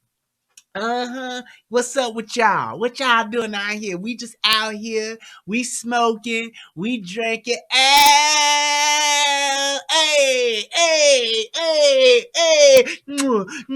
That's all they do. That's all they do. Popping their ass in a fucking nasty ass bathroom somewhere because that's the only place they got a big mirror. In a gas station or at a fucking mall or in a fucking club, in that bathroom taking selfies and ain't showing shit but their lips, their tits, and their ass. Or their camel toe. One of them folk. That's all we see value in. Because we ain't got daddies that say, don't do that shit. I just told my daughter, 6 years old, I just told my daughter about a week ago, baby girl, stop taking pictures, making kissy faces. You know why I told her that shit? Because I don't want her to think that's what the fuck you need to do. You 6. Yeah, that shit is cute. Yeah, people look at, oh, she's just being cute. No, fuck that. I don't want my daughter taking a fucking picture like that. That's not what the fuck you're supposed to do. You have a beautiful smile. Smile. Be pleasant. Be nice. Took pictures. What did she do? Showing them pearly whites that your daddy gave you, girl. I don't want her to think that that's the way to go. And she's 6. She's just doing the shit she's learning. Shit she's seeing. But you know what a father does? He sets the fucking tone. I'm the gatekeeper. I'm the line. I'm the Don Dada, the HENIC, the motherfucking king of the motherfucking crop, king of the crop-a-dum. That's what the fuck I am. I'm the motherfucker up top that tells her what she should be. So when she goes out in public, she will conduct herself properly. I don't want her, she's 6 now and blowing little kissy faces. Yeah, that shit is cute now, but at 13, it's a nigga trying to fuck. And probably an old nigga at that. That's my point. That's all I'm saying. I want my daughter to have a respect and an honor for men. And I want her to have it because that's what I showed her.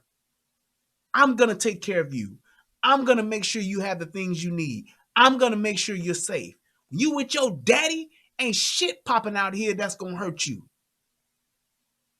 Because I'm your daddy. I tell my daughter right now, I let the sun and the moon out every day just for you. Because I want her to see and be like, man, this motherfucker here is a cold motherfucker. Now, when she get old, she'll tell her motherfucking kid, yeah, my daddy used to tell me he let the sun and the moon out for me. But as a kid, she's in awe. You let the moon out for me, daddy? Yes, that's right, baby girl. Well, can you let the sun out? The sun is tired right now, but I'll let it out tomorrow for you. Because I want her to know that's what I do for you because I'm your daddy. I don't need no pussy from you. I don't need you to suck my dick. I don't need shit from you. You're my child. I'll do anything for you. I'm your daddy. That's it. All these other niggas out here, they want something from your ass. That's how it is. So when she does get old, I'm going to tell her, every nigga out here trying to fuck you. Every nigga out here wants something from you. Your daddy is the only one that don't, and it will give you everything. Now, when you get married, hey, that's what you do. Because you're going to have kids one day, and I want you to teach them the same thing. Don't allow yourself to be fucking misused or to be taken advantage of or to not be valued because you don't know no better. And that's what fathers do. We teach them better so that they know better, so they will do better and achieve more. I know my daughter gonna suck some man's dick someday. I know my daughter gonna be fucking some nigga someday. I get that. But I want her to be doing that with the best motherfucker possible. That's what I want for my daughter. And that's what men want for their children. Women got it so perverted now to where women got young boys and want them boys to be the men in their lives because they couldn't get a man themselves. So the one they had, they want to make their husbands. Do you hear how fucked up that is? But that's the reality of it. Oh, I treat him like he my man. Girl, he act like my man. Girl, he act like he my man. That's because you treat him that way. You cater to him. You cater to that nigga. You cater to your son more than you cater to your man. What the fuck kind of shit is that? You will fix his plate but won't fix your man's? But you know what? You think different when it ain't the man's daddy. You think different when it ain't your husband. You do. You think less than. You have less of a commitment. You are less loyal to a man than you are to your husband.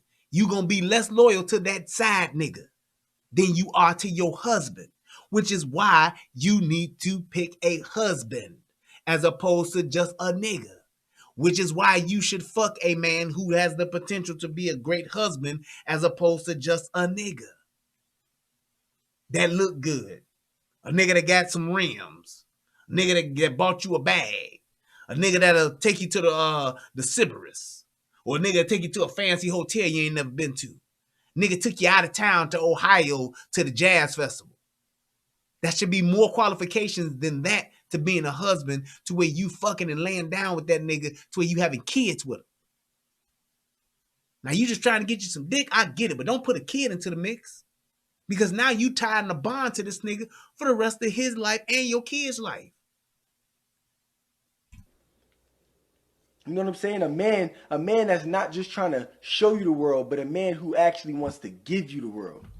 Do you feel what I'm saying? Like, I'm trying to give it to you, honey. I'm not trying to, fictitious stuff. So when we 30, 40 years old, we you know what I'm saying? We pop. Nah, it ain't that situation.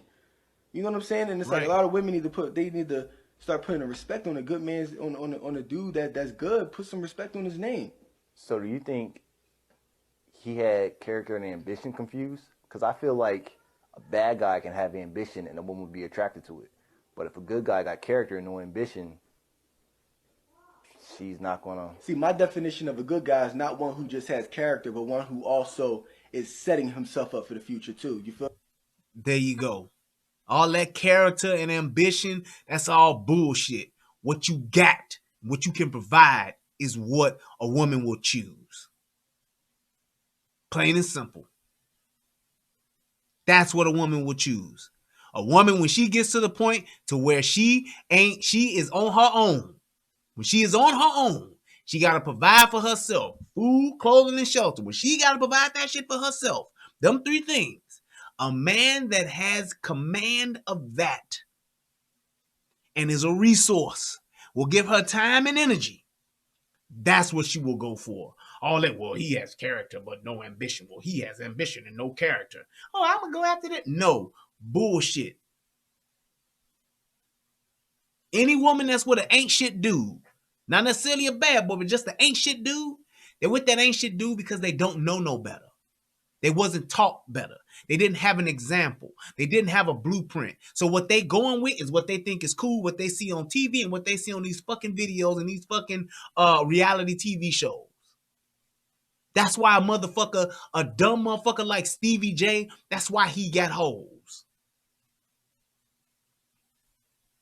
That shit with Iyanla Vanzant, where them niggas had motherfucking 96 kids between them 3 or 4 dudes, whatever the fuck it was. That's why. Because all them bitches wanted was just to be, oh, that's what everybody doing now? Everybody fucking him? He must know how to fuck, girl. Yeah, so I'm going to have me a kid by him so my son will know how to fuck. What? You've reduced passing on your legacy. You've reduced to taking what you are as a human being, what you are as a person, and what you want to leave in this world. You've reduced that to saying, well, if he just tall and got a big dick, I did my job.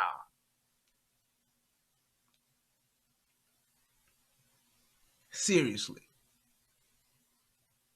18 years later, he wound up dead, in jail, or both. Now what? I just get me an airbrush t-shirt and a rest in peace tattoo? That's it? Seriously? That's what happens when women don't grow up with fathers. That's what happens when the traditional home is not intact. The traditional family is not intact. That's what happens. You reduce who you are, what your legacy is, and what you become in life to sheer cliches and just fucking what do they call them? Stereotypes. A big booty bitch with a bunch of kids. That's what you reduce yourself to.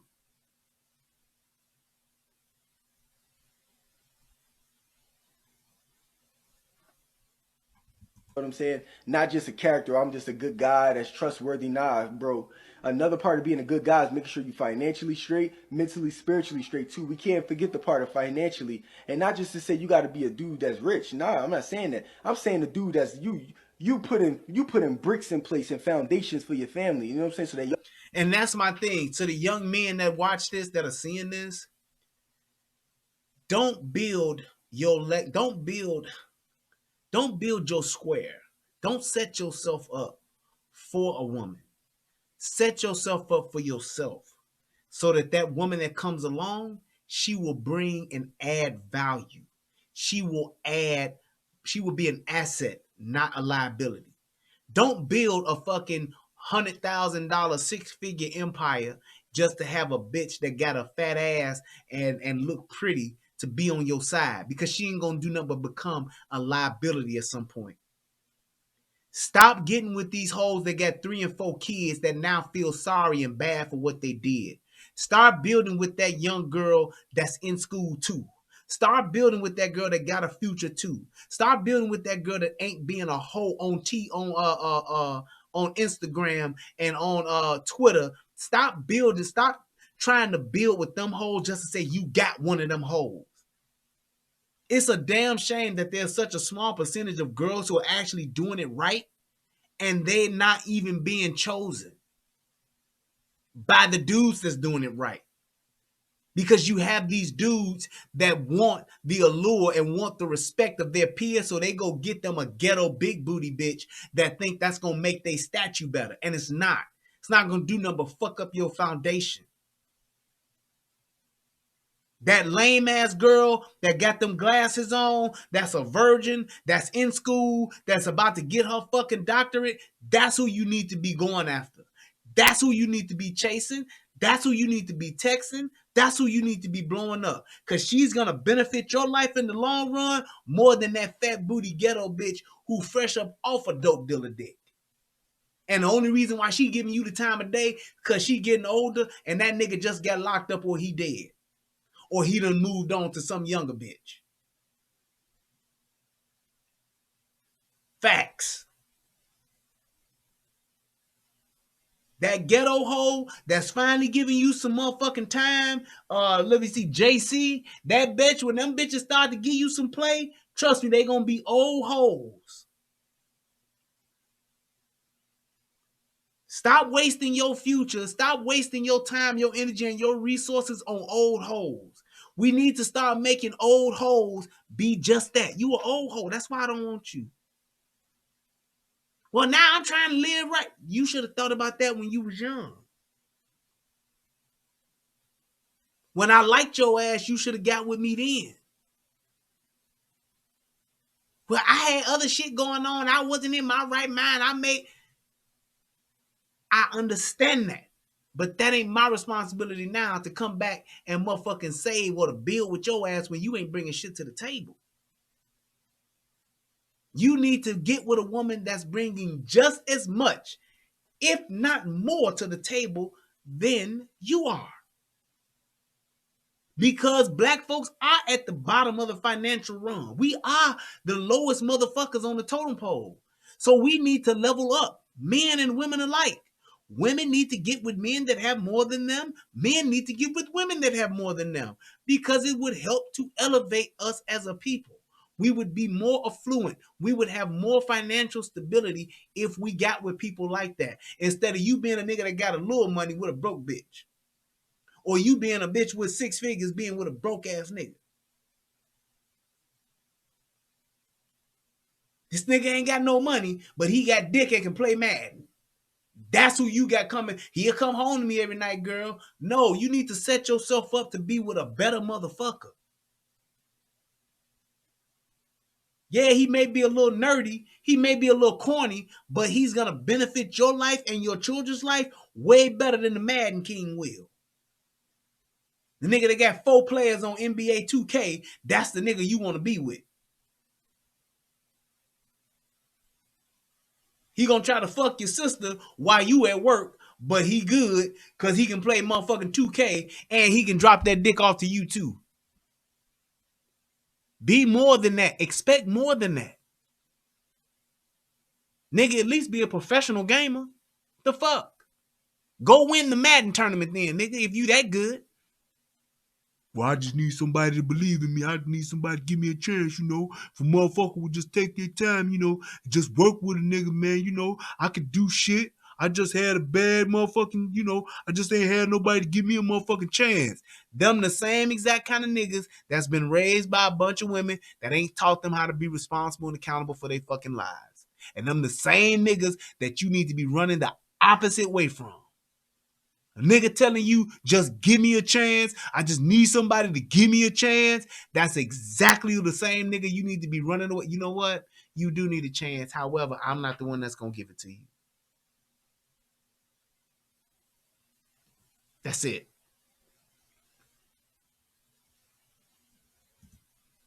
Y'all can eat for life. Not just trying to fish for a day, but teaching your wife and your kids how to fish for life. You using your skills and your talents to take you somewhere. You know what I'm saying? I'm not just a dude that's like sitting there, I'm a nice guy, but I lay on my ass all day on the couch chilling. I'm not talking about them type of dudes. I'm talking about the dudes who making an honest living. You know what I'm saying? When you're dealing with bad dudes that's not making an honest living, it's like, but they blowing money off fast. Yo, that's temporary, baby. That's temporary. You know what I'm saying? And a dude that's not going to respect you or treat you right or talking to you out, you know what I'm saying? Talking to you eating out all your the name fruit and all snacks. And that's the point too. So you talking about the fast money making niggas, your drug dealers, your hustlers, your thieves, your card crackers, niggas that's just out here just getting this fast money. I'm gonna tell you this, in all fairness. If you got a hustling ass nigga, and that nigga don't know how to launder his money, yes, I'm saying this. If you have a hustling nigga, that means a nigga who is making money illegally, and he does not know how and is not currently laundering his money properly. If he's not funneling his money into clean, steady, stable businesses, you don't need to be with that nigga. That's all I'm saying. If this nigga is smart, I'm gonna tell you right now, selling drugs, whether it's weed, coke, heroin, meth, whatever the fuck it is, selling drugs is easy. Don't give a fuck what a nigga say. All that these niggas talking about, nigga, I'm in the bando, I'm in the trap, nigga. I'm got this vision where, nigga, I'm on triple bean scales and I'm cooking this dope, I'm pushing this weight, nigga, I'm out here in these streets, I got connects. It's easy. It is a product that sells itself. You've seen dope dealers come and go. It ain't that many genius ass niggas. It ain't that many Franklin Saints out here in the world. It ain't that many Nino Browns that's revolutionizing the drug game. It's not. It's just niggas who are selling a product that sells itself. If air was a product that got sold and bought, anybody could sell it. It's all about who got it. If water was something that was a resource that was sold and bought, anybody could sell it. It don't take a genius to do it because it's a product that sells itself. So if you got a drug dealing boyfriend and all he doing is putting money in fucking mattresses and putting money in safe and y'all think y'all got a life, you don't. If that nigga ain't buying businesses, if he's not investing in real estate, if he ain't got no motherfucking accountant laundering his money for him, if he don't have a lawyer on retainer, if he don't have that shit, it's a fast life and it's going to be over quick. Telling you that right now. You need to leave that nigga alone. If that nigga don't know the whole dope game, he just out here selling drugs. Just saying. I'm just saying. I get it. This country was built on illegal shit. When you talking about bootlegging, gun running, all that shit, human trafficking, this country was built and founded on it. However, the motherfuckers who made it out, like the fucking Kennedys, like the fucking Rockefellers, they knew how to take this illegal business and turn it into a legitimate business. If your drug dealing, gang banging, dope slanging, hustling ass nigga can't do that, you don't need to be fucking with him. If all he doing is selling enough weed to get you and your friends high and to have an apartment or to have a house out in fucking Harvey or Riverdale and y'all barely making it, niggas from Chicago know what the fuck is going on in Harvey and in Riverdale. If that's all y'all got enough for, trust me, it's short-lived and eventually he's going to be dead or in jail, if not both. That's all I'm saying. That's all I'm saying. Drug dealing is not a career. It's a move. It's a movement. Hey, look, I sold drugs for 6 years and then I got it that and turned this into this. Yeah, I pushed heroin for 4 years. Then I took the money from the heroin, built my business up, and I was able to support my business. Now I got this. I took my weed money, bought me a motherfucking laundromat, bought me a barbershop, and now I was able to do this. I took my cocaine money, bought me a motherfucking car wash. Now I do auto details, install car radios, or whatever the fuck if you ain't doing that, you fucking up. And I ain't just talking about doing it nigga business way. I'm talking about legit. And I ain't just talking about it's all in my mama name. That's all I'm saying. Yes, UFO, it's a stepping stone, not a fucking career. That's the problem niggas got with the drug game. We try to be career dope dealers. Nigga, what the fuck you gonna be doing at 50? Still motherfucking pushing motherfucking key. It's only so many kilos and pounds you can move without getting caught or somebody telling on you or being jealous. It's only a matter of time. It's a stepping stone. And if your man ain't doing that, you don't need to be with him. That's all I'm saying. Because eventually, the shit is going to fall and the shit is going to be on you anyway. Now your man in jail doing 20 years fair time, and now you got a kid you raising on your own. Without a daddy. Then what you gonna say, it was his fault? No. But what the fuck? You putting your kid at a disadvantage. Look, we gonna sell this dope. I'ma help you. I'ma hide it for you too. I do your pickups and your drop-offs with you, all that shit. But we only doing it for 4 years, because in 4 years we'll have $200,000. We take this $200,000, then we go buy this building. Then we take this building, then we go buy. That's what you need to be doing. If you ain't doing that, you fucking yourself over. That's all I'm saying. You will not have a future. You gonna fuck around and be a baby mama with a couple of kids while your dope dealing man is in jail or he dead, and now you just trying to make it by going back to Phoenix College online so you can be a phlebotomist or you can be a medical record specialist. No. That, like, if women like something, if they like stuff like that, then she, again, that she's immature. Because I'm gonna tell you, no real woman that has kids and ready for a life will take any level of disrespect. She wants discipline. She wants stability. You know what I'm saying? And it's like, maybe for a lot of my men, just to let them know, sometimes you ahead of your time. Bullshit. Men, you should.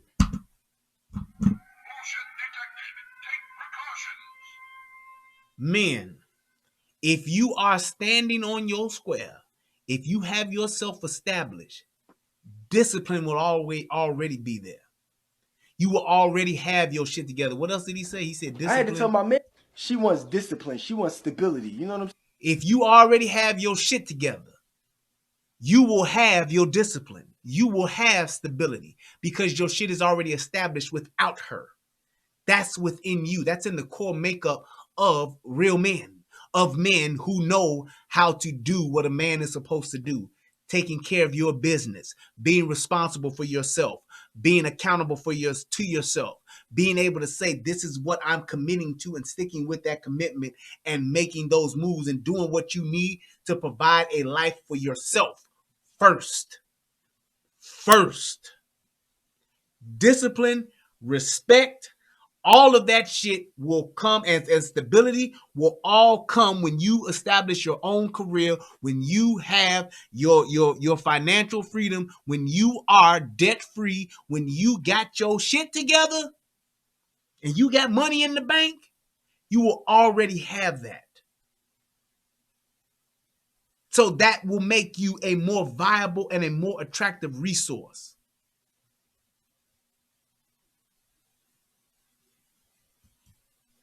Saying, and it's like, maybe for a lot of my men, just to let them know, sometimes you ahead of your time. I had to tell my man that the other day. We was sitting in the car and we was talking, and he was like, yeah, bro, it's like, it's so hard for me to find a good woman, man. Like, is there something wrong with me? Like, what am I doing wrong? And I said, bro, you're not doing nothing wrong. You just ahead of your time. You see so far. You trying to focus. You trying to build. While a lot of the women that's your age, they just trying to play right now. And that's okay. But no, it's not okay. That's the problem. There are men who are trying to build.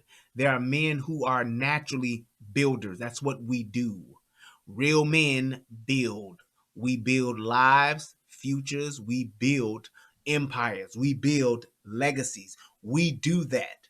However, because women are now growing up without fathers, because women now don't have to be responsible for their actions, because women now are not being held accountable for their actions, they have no responsibility. They're like children.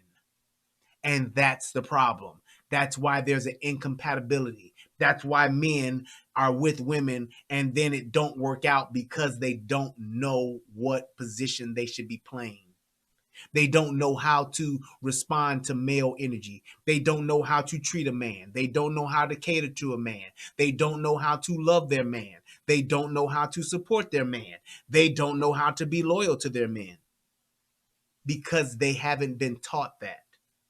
And the young men now, that's why they are not being responsible. That's why they're not being accountable. That's why they are being reckless. That's why they are being oversexed. That's why they are being overly aggressive, because they don't know how to do what it is that they're made to do, because they don't have a mother and a father in a home together.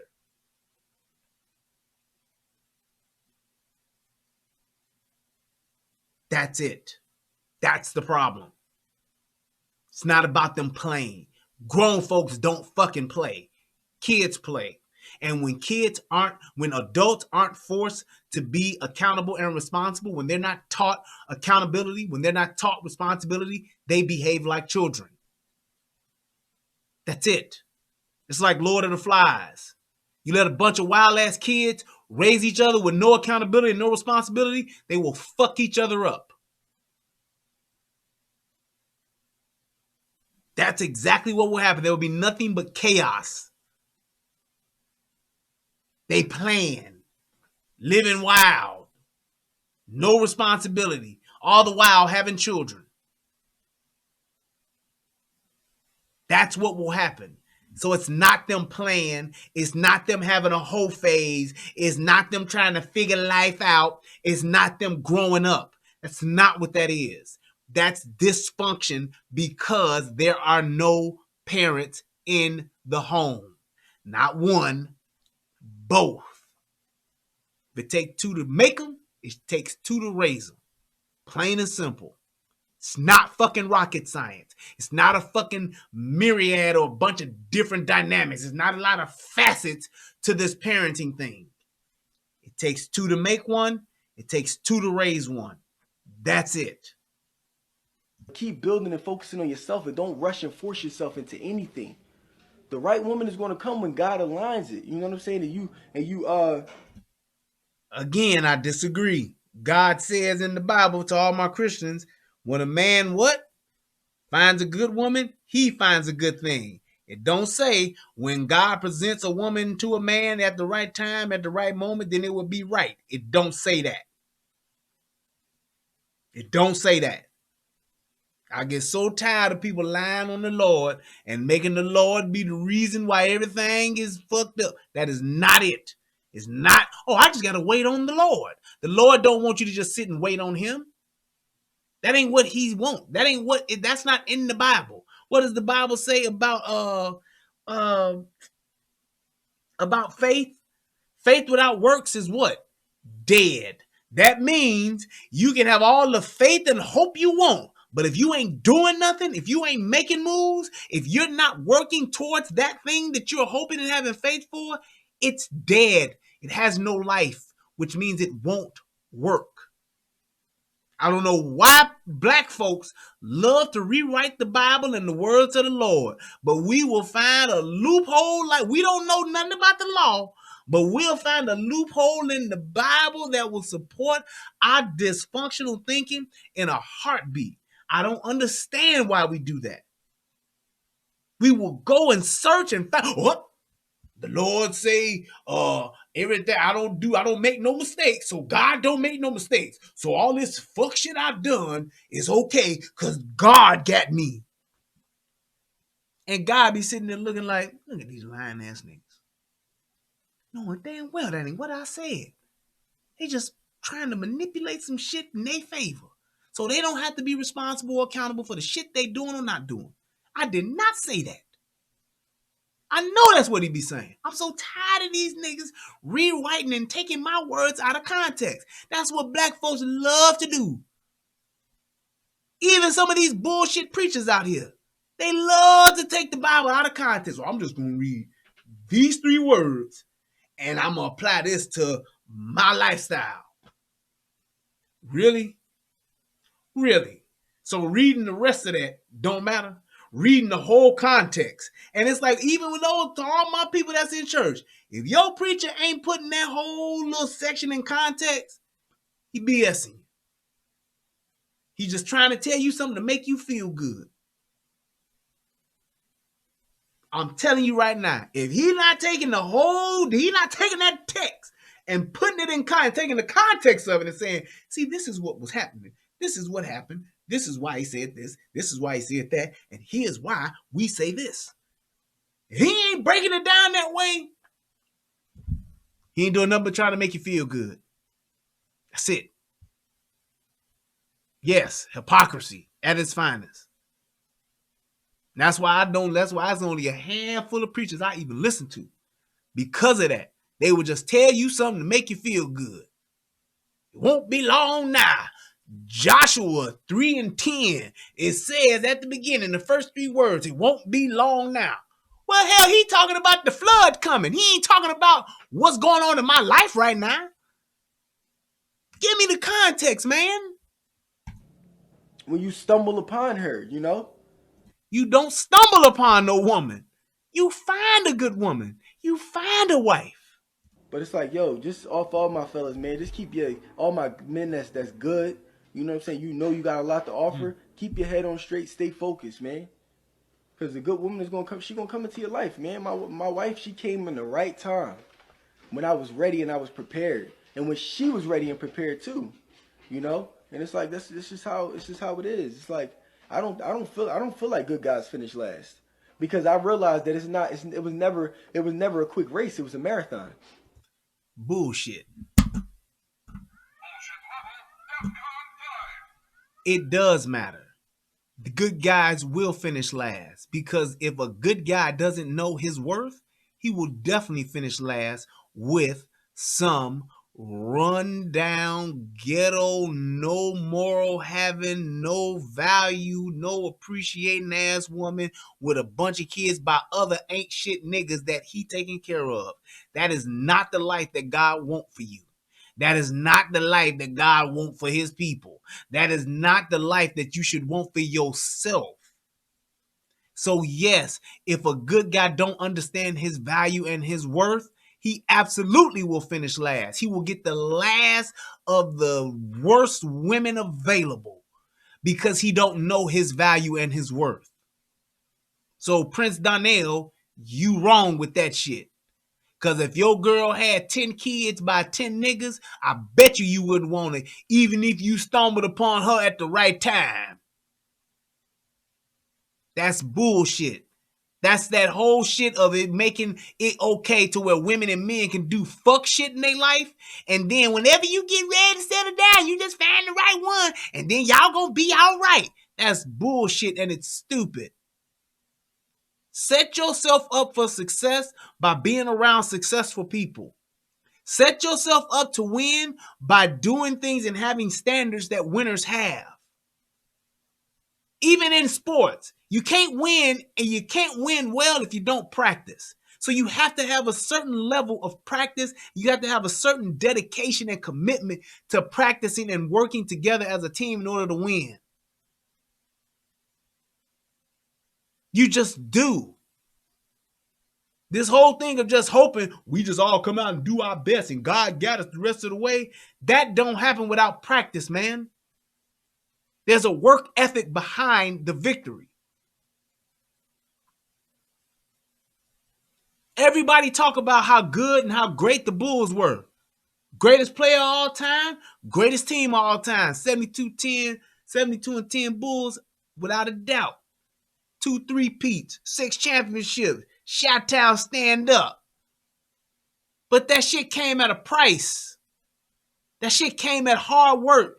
Michael Jordan was stealing on motherfuckers in his practices to make motherfuckers work on the level he worked at, to make people work at a high level in practice, so when you were in the game, you performed at a high level. Even when I coached Little League Baseball for 20 years, that was our concept. You practice how you play. We made our practices grueling for our kids so that when they played with a sense of discipline and a sense of excellence, period. It didn't matter what the other team did. What mattered is what you do on the field. That's what we taught our kids. You don't worry about, I don't care if them kids is 2 feet taller than everybody on the team. Play your game your way and you will win. We used to tell our kids, it's all about who gonna mess up the most. Who got the most errors will dictate who gonna win. Who gonna lose. We can't be perfect, but we can strive to play perfect every day. We don't miss a ball. We hustle. We play hard, we get dirty. Shout out to them Rose and Little League White Sox. We play hard and we get dirty and we have fun when we at the game. When we at practice, we at work. That's why our kids love to play. They love to compete. Ooh, I can't wait till we play, coach. Exactly. Because when we on that field, we having fun now. Now, when we at practice, hey, it's work. Let's get it. Circle up. Let's run these drills.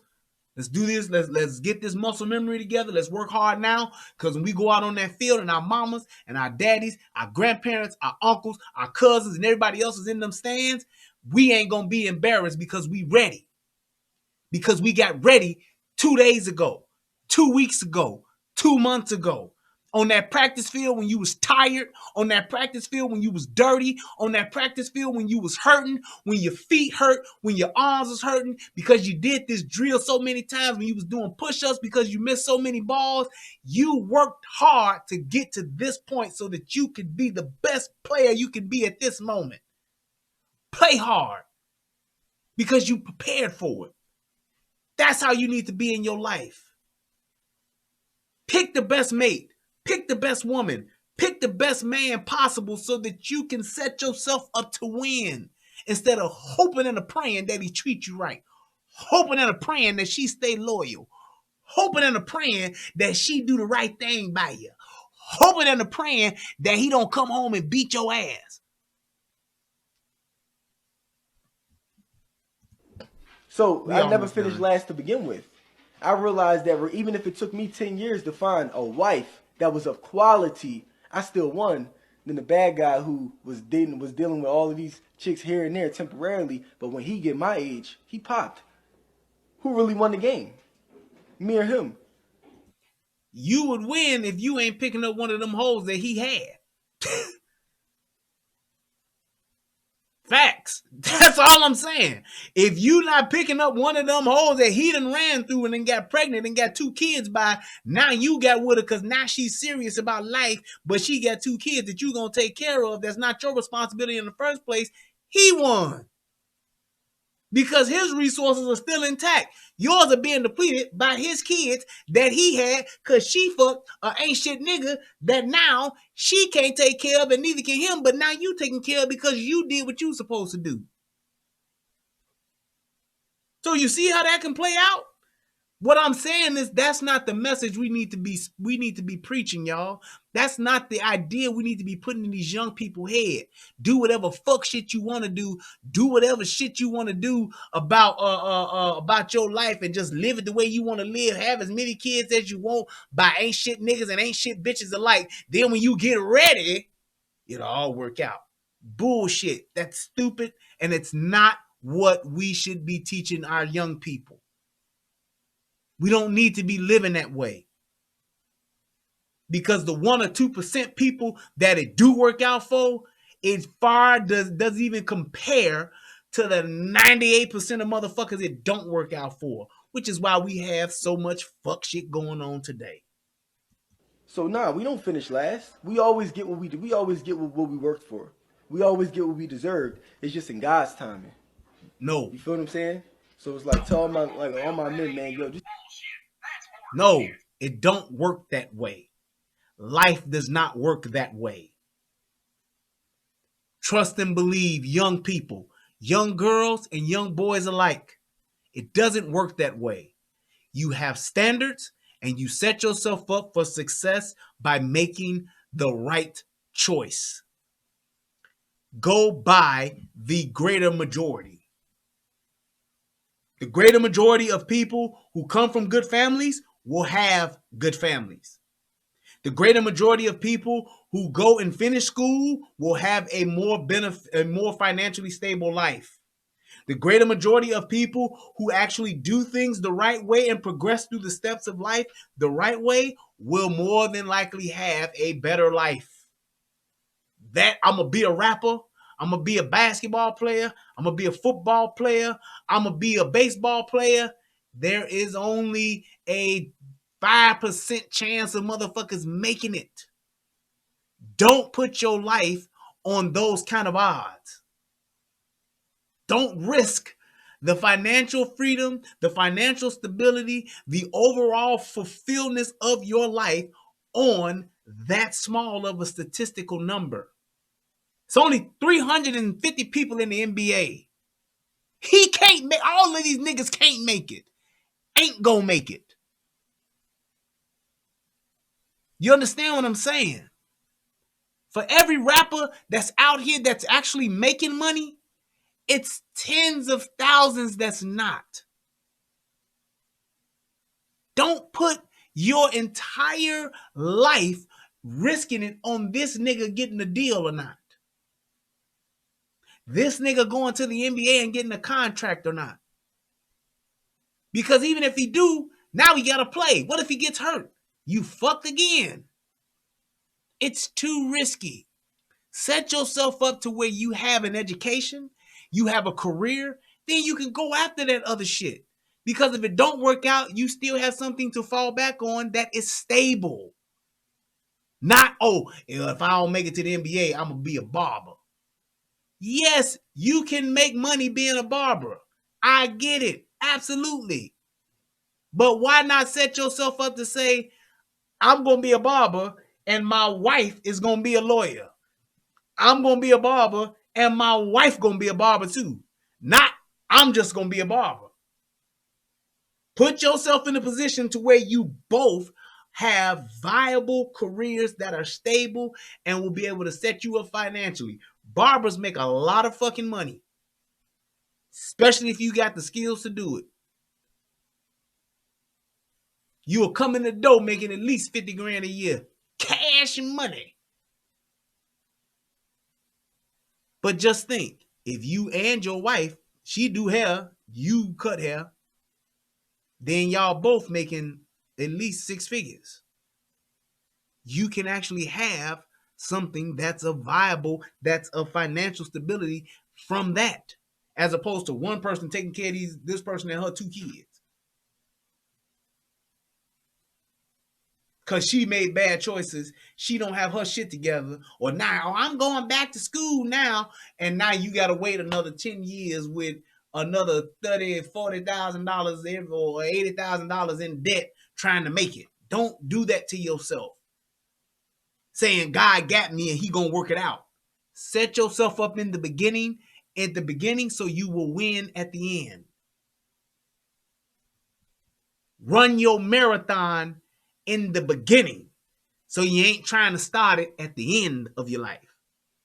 Just keep your head on straight, bro. Stay encouraged. Know that what you're doing is the right thing. Know that you're building right now and not partying and doing all this extra stuff that the world is trying to tell you to do. Know that that's a good thing. And don't let anybody, no woman, no none of your friends, and nobody tell you otherwise. Because you got something good going on. And everybody sees it. Trust me, nobody's blind. It's just that when they get of that age where it actually matters, where credit matters, where having a home matters, where family matters, where having a great career matters, that's when it's finally going to hit them like a ton of bricks. And you're like, oh, snap, I got to get my life together. But you already was prepared for that, you know? So here's my thing with that. Have that as the expectation up front. And have it not just for yourself, but have it for your mate. Women, have the expectation of good credit for yourself and also have it for your mate. Men, have the expectation of a career for yourself and also have it for your mate.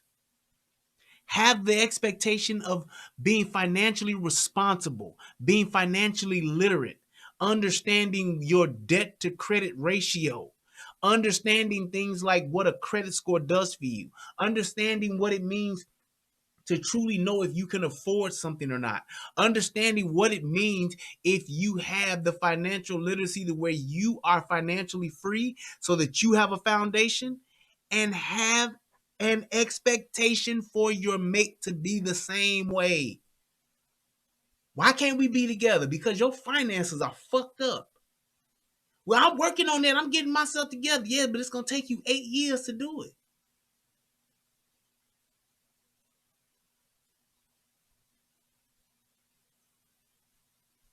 That's all I'm saying. Get yourself in a position to where you straight, but also have the expectation for the other person that's going to be in your life to be straight. A nigga tell you, hey, baby, I ain't got, my credit shit's fucked up. You know what I'm saying? I had a rocky start. Okay, well, you need to get your shit together. Because I'm not getting married. I don't want to have I'm not fucking you raw, or I ain't fucking you without protection, or I'm going to stay on the pill, nigga, until your credit score is a 750. Yeah, but we getting older, though. We young. You young. We ain't going to be young forever. Fuck that, nigga. Just because you made poor choices when you was young, not gonna fuck up me and my kids' life now that we older. I don't want to do that to myself. That's stupid. It's not stuck up.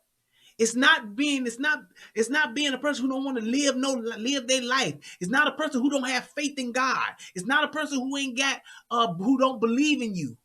I'm not gonna set myself up financially to be at a disadvantage because of the choices you made. No. My credit score is 850 because I earned it. I set myself up for that. Well, I ain't know that when I was growing up. I get it. Ain't my fault.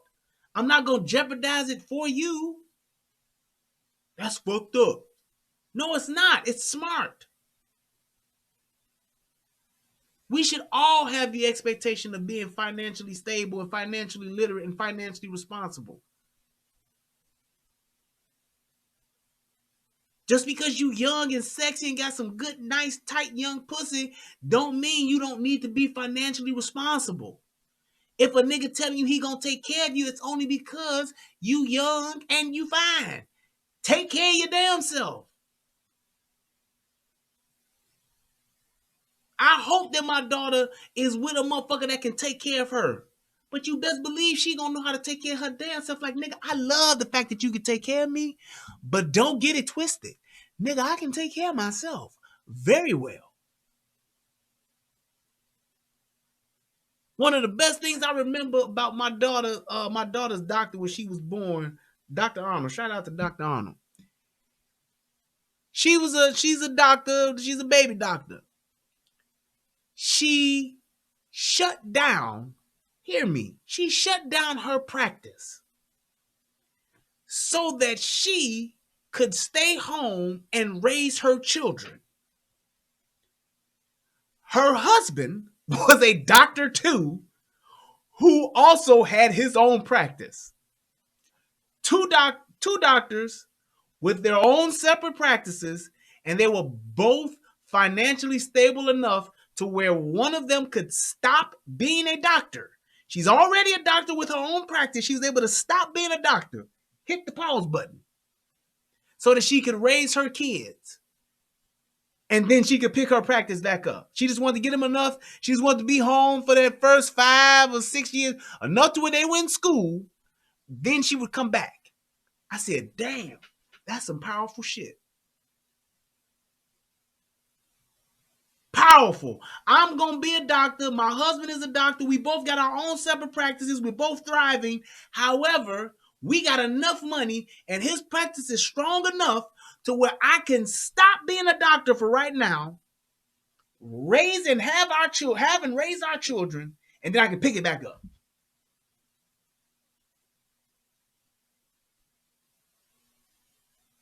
That's what being financially responsible is. That's what being financially literate is. That's what setting yourself up for success is.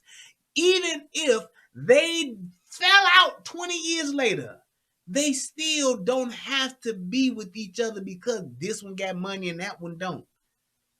When you both can earn money, when you both have a career, when you both can make money, you don't have that stress of finance on your relationship. You know what that allows you to do? It allows you to enjoy each other a hell of a lot more. It allows you to build a hell of a lot more. It allows you to focus on your children and to have better lives for your children and to do more things for your children because you've already set that foundation. That's all I'm saying. How about not having sex? How about not having sex out of what? How about not having sex out of wedlock? I agree. I agree, especially more so for women because of the emotional attachment that women have with sex. Now you got these motherfucking dudes, these motherfucking women that act like dudes that try to act like they don't, but it fucks their mind up when they just hold, when they just jumping from dick to dick. It does. You ask or you be around any woman that has multiple sex partners, and I guarantee you she is not going to be all the way there. She's going to have some weird fucked up shit about her.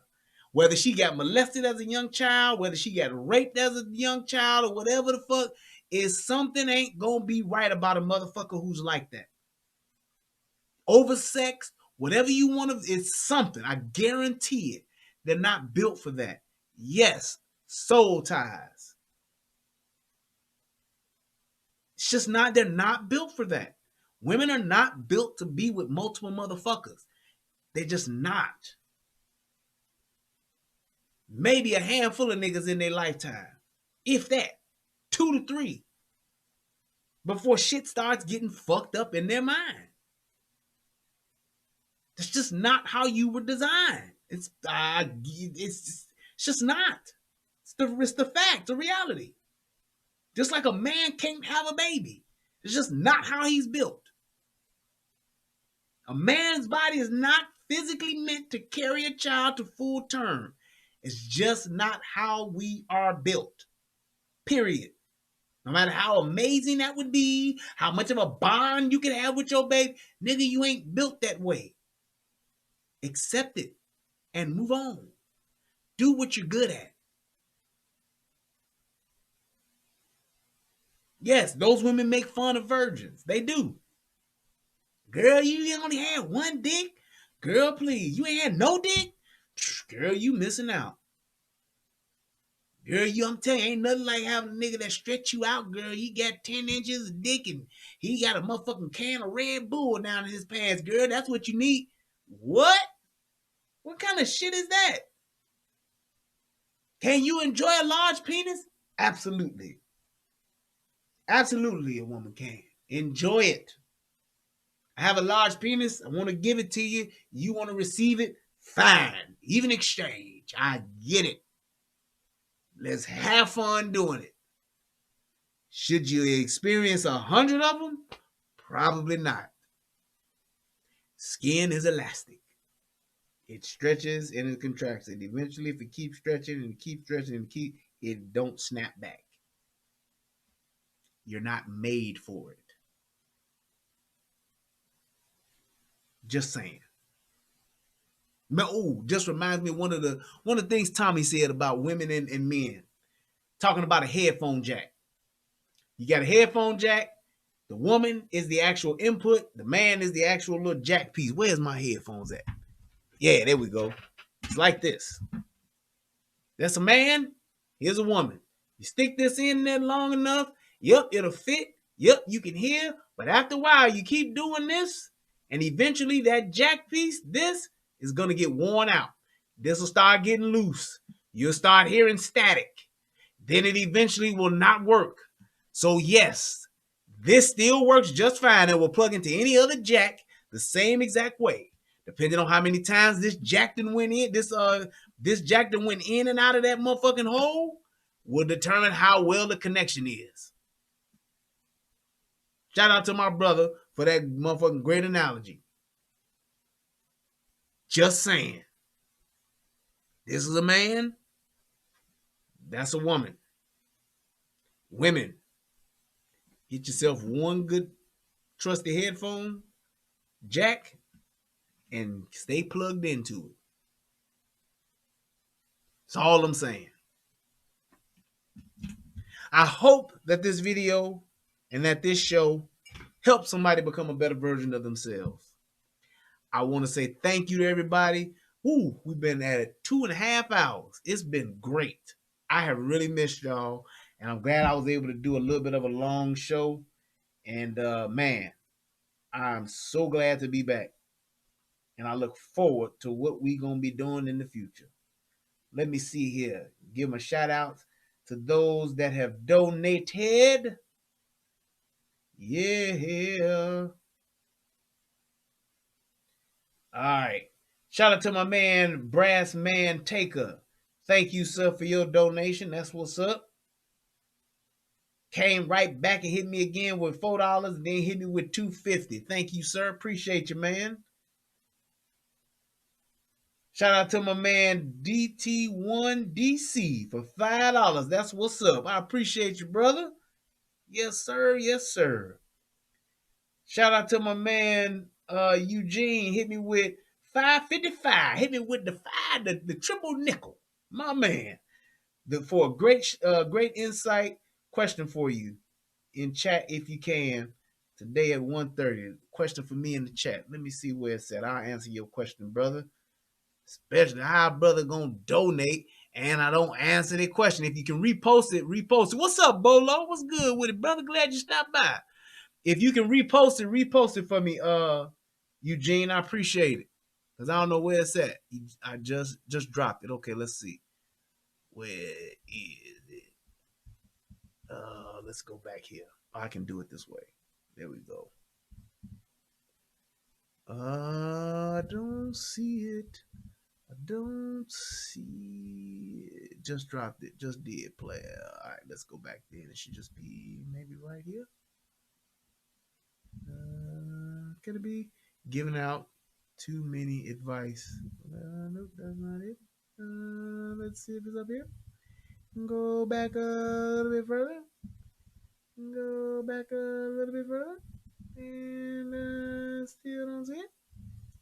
And right, but that wouldn't be a quality woman though, right? I don't know what you're talking about.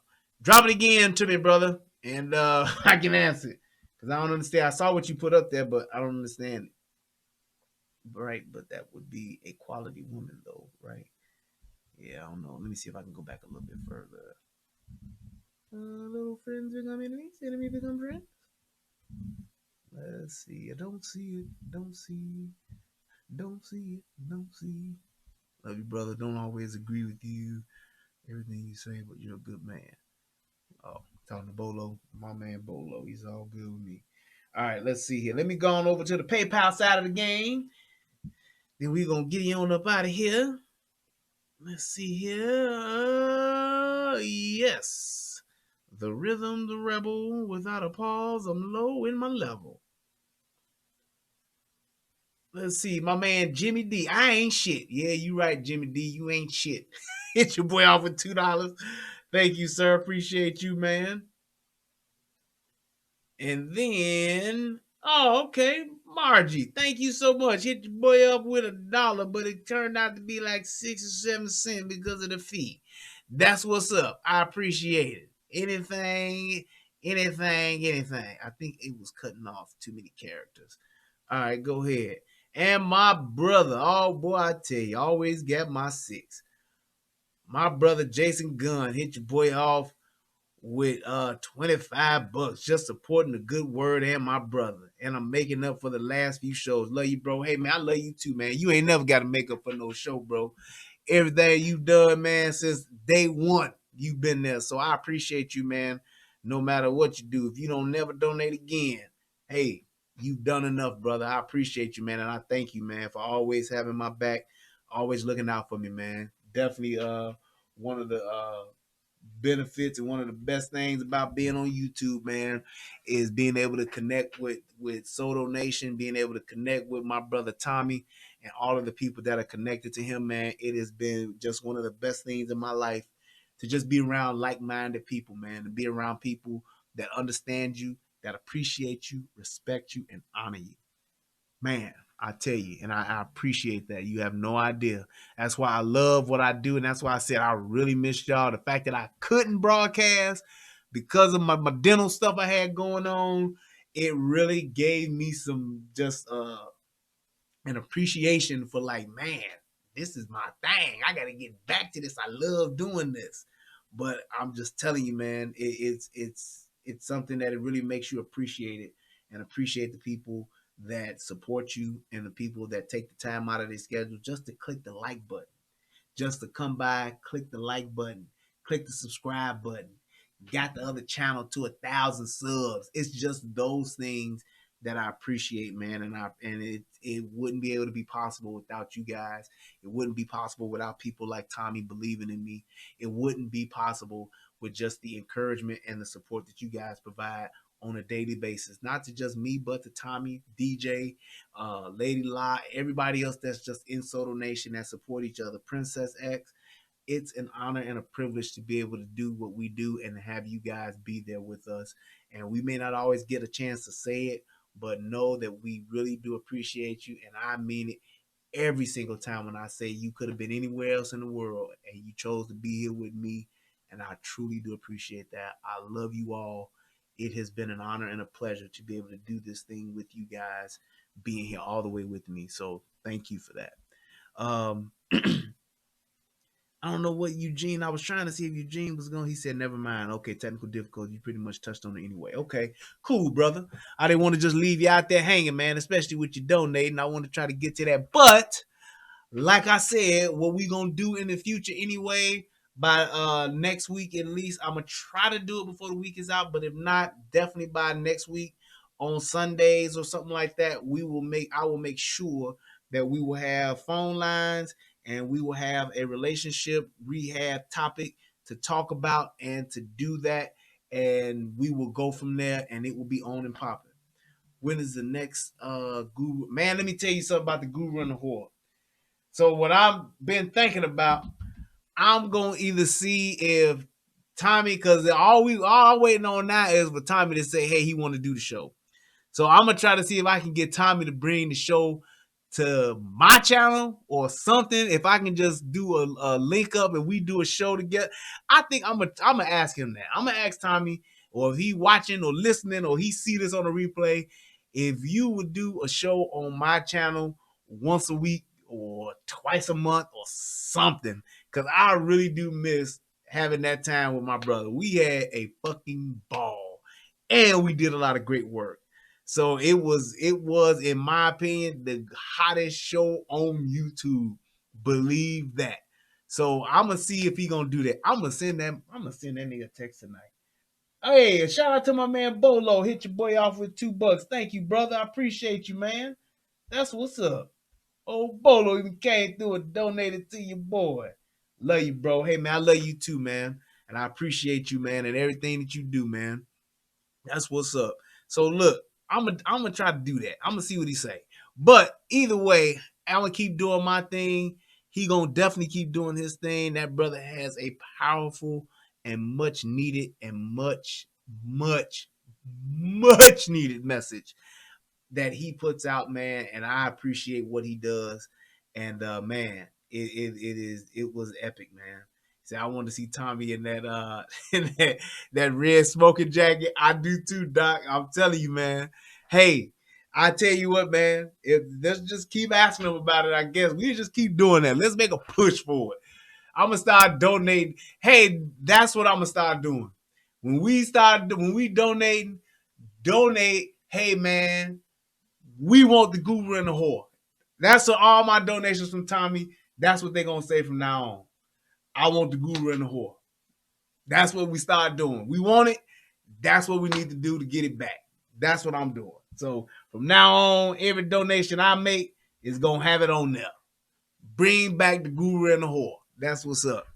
Even if we do a reunion show every month or something, I don't care. I just miss my brother. I truly do, man. I love that brother, and I really enjoy and I appreciate him, man, and what he's taught me, the things that he's shown me. I really do appreciate that brother. I love that brother, man. And I tell you, that thing we did for them shows that we did like 30 something shows, man. And man, it was awesome. It was fun. It was exciting, man. I might even do, you know what I think I could do? I could even probably maybe replay some of those shows. Yeah, maybe I should do that.